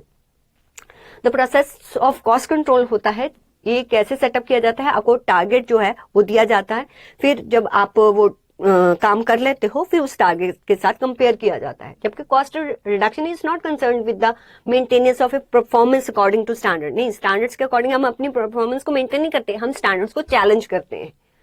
Cost control assume the existence of standards और norms which are not challenge, जिसको चैलेंज नहीं किया जा सकता। यहाँ पर cost reduction assume the existence of a concealed, अभी भी छुपा हुआ है सेविंग, जिसको हम और ज्यादा जो है उस अपॉर्चुनिटी को ग्रैब कर सकते हैं। इन स्टैंडर्ड्स और norms which are therefore subjected to constant challenge with a view to improvement by bringing out the saving, कि और कैसे सेविंग की जा सकती है। कॉस्ट कंट्रोल एक प्रिवेंटिव फंक्शन होता है, प्लीज इसको ध्यान में रखना, ये एक करेक्टिव फंक्शन होता है, एमसीक्यू पूछा जाता है। यहाँ पर डायनेमिक अप्रोच नहीं है, ये कंटिन्यूस प्रोसेस है जिसमें हम रेगुलरली एनालिसिस करते हैं अपने बिजनेस एक्टिविटी और ऑपरेशंस को। Next, nary to practical difficulty to installing the, ये तो हमने बता ही दिया, ऊपर लिमिटेशंस है, वही प्रैक्टिकल डिफिकल्टीज होती हैं। How you classify the cost based on behaviour, ये भी हमने कर लिया, फिक्स्ड होती है, वेरिएबल होती है, सेमी वेरिएबल होती है। Next, cost accounting and management accounting interdependent है, ये आप रीड कर लीजिए। मैंने आपको बता दिया था कि मैनेजमेंट अकाउंटेंट जो है वो ऑलवेज डिसीजन लेता है जब उसको डेटा मिलता है फाइनेंशियल और कॉस्ट अकाउंटेंट से, उसी के बेस पर वो अपनी फर्दर डिसीजन मेकिंग करता है। रिस्पॉन्सिबिलिटी अकाउंटिंग क्या होती है एंड इसके प्रिंसिपल्स आपको बताने हैं। जैसे कि हम बहुत सारी रिस्पॉन्सिबिलिटी सेंटर्स बनाते हैं, वहां पर एक इंडिविजुअल को असाइन किया जाता है जिसकी रिस्पॉन्सिबिलिटी होती है उस पर्टिकुलर सेंटर्स के कॉस्ट और प्रॉफिटेबिलिटी के लिए, तो उसके लिए जो है जो सब कुछ जो है रिकॉर्ड किया जाता है, that is the responsibility accounting. ये एक सिस्टम है। Accounting recognise various responsibility centre. Responsibility centres जो है डिफर हो सकता है, प्रॉफिट हो सकता है, कॉस्ट हो सकता है, इन्वेस्टमेंट हो सकता है। Throughout the organisation reflects the plans and action of these, हर एक का प्लान और एक्शन जो है सेंटर्स का वो बताता है। बाय असाइनिंग, कैसे कि वो कितना उनको रेवेन्यू करना चाहिए था, कितना कॉस्ट होना चाहिए था, ठीक है, जिस पर उनकी रिस्पॉन्सिबिलिटी होती है, उस रेवेन्यू जो कॉस्ट के अगेंस्ट जो है उनकी रिस्पॉन्सिबिलिटी असाइन की जाती है। इस सिस्टम में क्या किया जाता है, हर पर्सन को असाइन किया जाता है, हर पर्सन को वो जो है वो रिस्पॉन्सिबिलिटी दी जाती है। कोई भी उसको सुपरवाइजरी पोस्ट दी जाती है, जैसे प्रेसिडेंट, फंक्शन हेड या फोरमैन, कोई भी है, और उसको अपनी परफॉर्मेंस से रिलेटेड जो है रिपोर्टिंग करनी होती है। तो responsibility accounting follows the basic principle of any system of cost control और standard costing. Obviously responsibility accounting के थ्रू हम कॉस्ट कंट्रोल ही करते हैं, हम ये देखते हैं कि जितना हमने जो भी रेवेन्यू, कॉस्ट या जो भी प्रॉफिटेबिलिटी असाइन की है, क्या उसको अचीव किया है कि नहीं, उसके लिए हम एक पर्सन को असाइन कर देते हैं जो कि अपनी परफॉर्मेंस रिपोर्ट के लिए रिस्पॉन्सिबल होता है। प्रिंसिपल्स क्या होते हैं रिस्पॉन्सिबिलिटी अकाउंटिंग के? एक टारगेट फिक्स किया जाता है हर डिपार्टमेंट या रिस्पॉन्सिबिलिटी सेंटर के लिए, फिर एक्चुअल परफॉर्मेंस को कंपेयर किया जाता है टारगेट्स के साथ, फिर जो भी वेरिएंस वगैरह होते हैं वो एनालाइज किए जाते हैं, फिर उनकी रिस्पॉन्सिबिलिटी असाइन की जाती है और करेक्टिव एक्शंस लिए जाते हैं। These are the principles, right. Next, cost accounting has emerged specialised discipline due to various factors. List out any. जो कॉस्ट अकाउंटिंग एक स्पेशलाइज्ड डिसिप्लिन एज इवॉल्व हो रहा है, क्यों इस पर डिपेंडेंसी इतनी बढ़ रही है? देखो, फर्स्ट ऑफ ऑल तो बहुत सारी लिमिटेशंस हैं फाइनेंशियल अकाउंटिंग के लिए, क्योंकि वो मैनेजमेंट को कोई भी ऐसा डेटा नहीं प्रोवाइड कर सकता जिससे मैनेजमेंट जो है फ्यूचर के लिए डिसीजन मेकिंग कर पाए, और इवन कॉस्ट कॉन्शियसनेस को इम्प्रूव करती है। अब इतना ज़्यादा इंडस्ट्रियल डेवलपमेंट हो रहा है, ठीक है, तो उसके लिए जो कॉस्ट एग्जैक्ट कॉस्ट रिपोर्ट्स की रिक्वायरमेंट होती है, फिर कंपटीशन बढ़ रहा है, और आप बता सकते हो। और रेगुलर प्राइसेस में चेंज हो रहा है तो एग्जैक्ट कॉस्ट कितनी है प्रोडक्ट उसको पता होना चाहिए। एंड इवन कॉस्ट को कंट्रोल करने के लिए बहुत सारे ऑल ओवर वर्ल्ड या इंडिया में लेजिस्लेशन पास हो रहे हैं, जैसे कि असेंशियल कमोडिटी एक्ट्स और industrial development regulation act, so that कि कोई अनफेयर प्राइस चार्ज ना किया जाए। तो दीज आर सम फैक्टर जो कि एक एज अ स्पेशल डिसिप्लिन जो है वो कॉस्ट अकाउंटिंग को मर्ज कर रहा है। स्टेट मेन ऑब्जेक्टिव्स हमने पढ़ लिए हैं।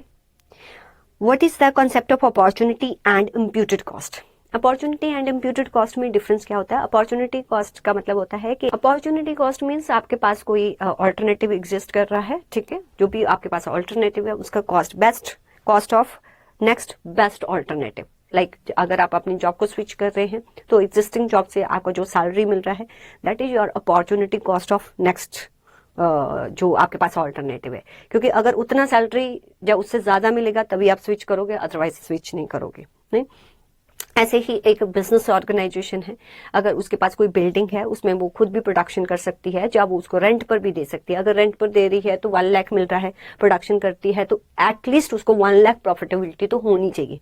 That is the cost of next best alternative. वो अपॉर्चुनिटी मीन्स आपके पास ऑलरेडी ऑल्टरनेटिव एग्जिस्ट कर रहा है तो उसका जो कॉस्ट होगा वो अपॉर्चुनिटी कॉस्ट होती है आपकी। लेकिन इम्प्यूटेड कॉस्ट क्या होती है? एक नोशनल कॉस्ट है, आपके पास ऑल्टरनेटिव एग्जिस्ट नहीं कर रहा है, वो एक हाइपोथेटिकल है। फॉर एग्जांपल आपके पास जो बिल्डिंग है उसमें आप अपने बिजनेस कर रहे हो तो आप सोचते हो कि अगर मुझे रेंट देना पड़ता तो इतना रेंट होता, मीन्स वो एक हाइपोथेटिकल है, अभी एग्जिस्ट नहीं है ऑल्टरनेटिव। तो वो जो हाइपोथेटिकल सोचा जाता है ना वो होती है इम्प्यूटेड कॉस्ट, या जिसको नोशनल कॉस्ट कहा जाता है।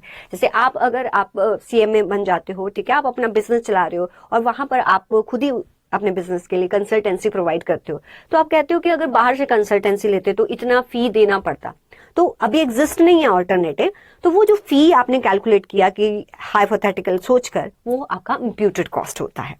नहीं? तो अपॉर्चुनिटी कॉस्ट क्या है? It is the cost of next best alternative, it is the return expected from an investment other than present one. ठीक है, प्रेजेंट वन जो है उसके अलावा आप उससे कितना एक्सपेक्ट कर रहे हो वो आपका अपॉर्चुनिटी कॉस्ट हो गया। इम्प्यूटेड कॉस्ट है, ये हाइपोथेटिकल नोशनल कॉस्ट होता है, नॉट इन, इसमें कोई कैश आउटले जो है इन्वॉल्व नहीं है, computed only for the purpose of decision making. जब आप डिसीजन मेकिंग करते हैं ना, जब आपने भी कॉस्टिंग किया था तो हमने कहीं पर भी इम्प्यूटेड कॉस्ट जो है कंसीडर नहीं किया। और इवन कॉस्ट अकाउंटिंग स्टैंडर्ड्स तो बोलते हैं कि आप जब कॉस्ट निकाल रहे हो तो इम्प्यूटेड कॉस्ट को कंसीडर नहीं करोगे। इम्प्यूटेड कॉस्ट सिर्फ कंसीडर किया जाता है किसके लिए? डिसीजन मेकिंग के लिए। आप जो अपने प्रोडक्ट में इम्प्यूटेड कॉस्ट को जो है वो इंक्लूड नहीं करते हो। ये कहाँ लिखा हुआ है? ये आपके कॉस्ट अकाउंटिंग स्टैंडर्ड्स में लिखा हुआ है। नेक्स्ट आपको limitation cost accounting standards system वो हमने पढ़ लिया था, ठीक है। रिस्पॉन्सिबिलिटी सेंटर्स दोबारा से आ गया, आपका कौन कौन से होते हैं वो सारे लिखे हुए हैं, right. Essential of cost accounting, good cost accounting system, ये भी हमने कर लिया था, राइट। तो ये आपका सारा थ्योरी है जो पूछा गया है, तो यहाँ से आप थ्योरी पढ़ लोगे तो आपका सारा जो फर्स्ट मॉड्यूल का थ्योरी कंप्लीट हो जाएगा। अब हम करेंगे, आपको एक बार कॉस्ट शीट को रिवाइज करो, अब उसके रिलेटेड जितने भी प्रैक्टिकल हैं, जो भी पॉसिबल प्रैक्टिकल आपसे पूछे जा सकते हैं उसका हम प्रैक्टिस करते हैं।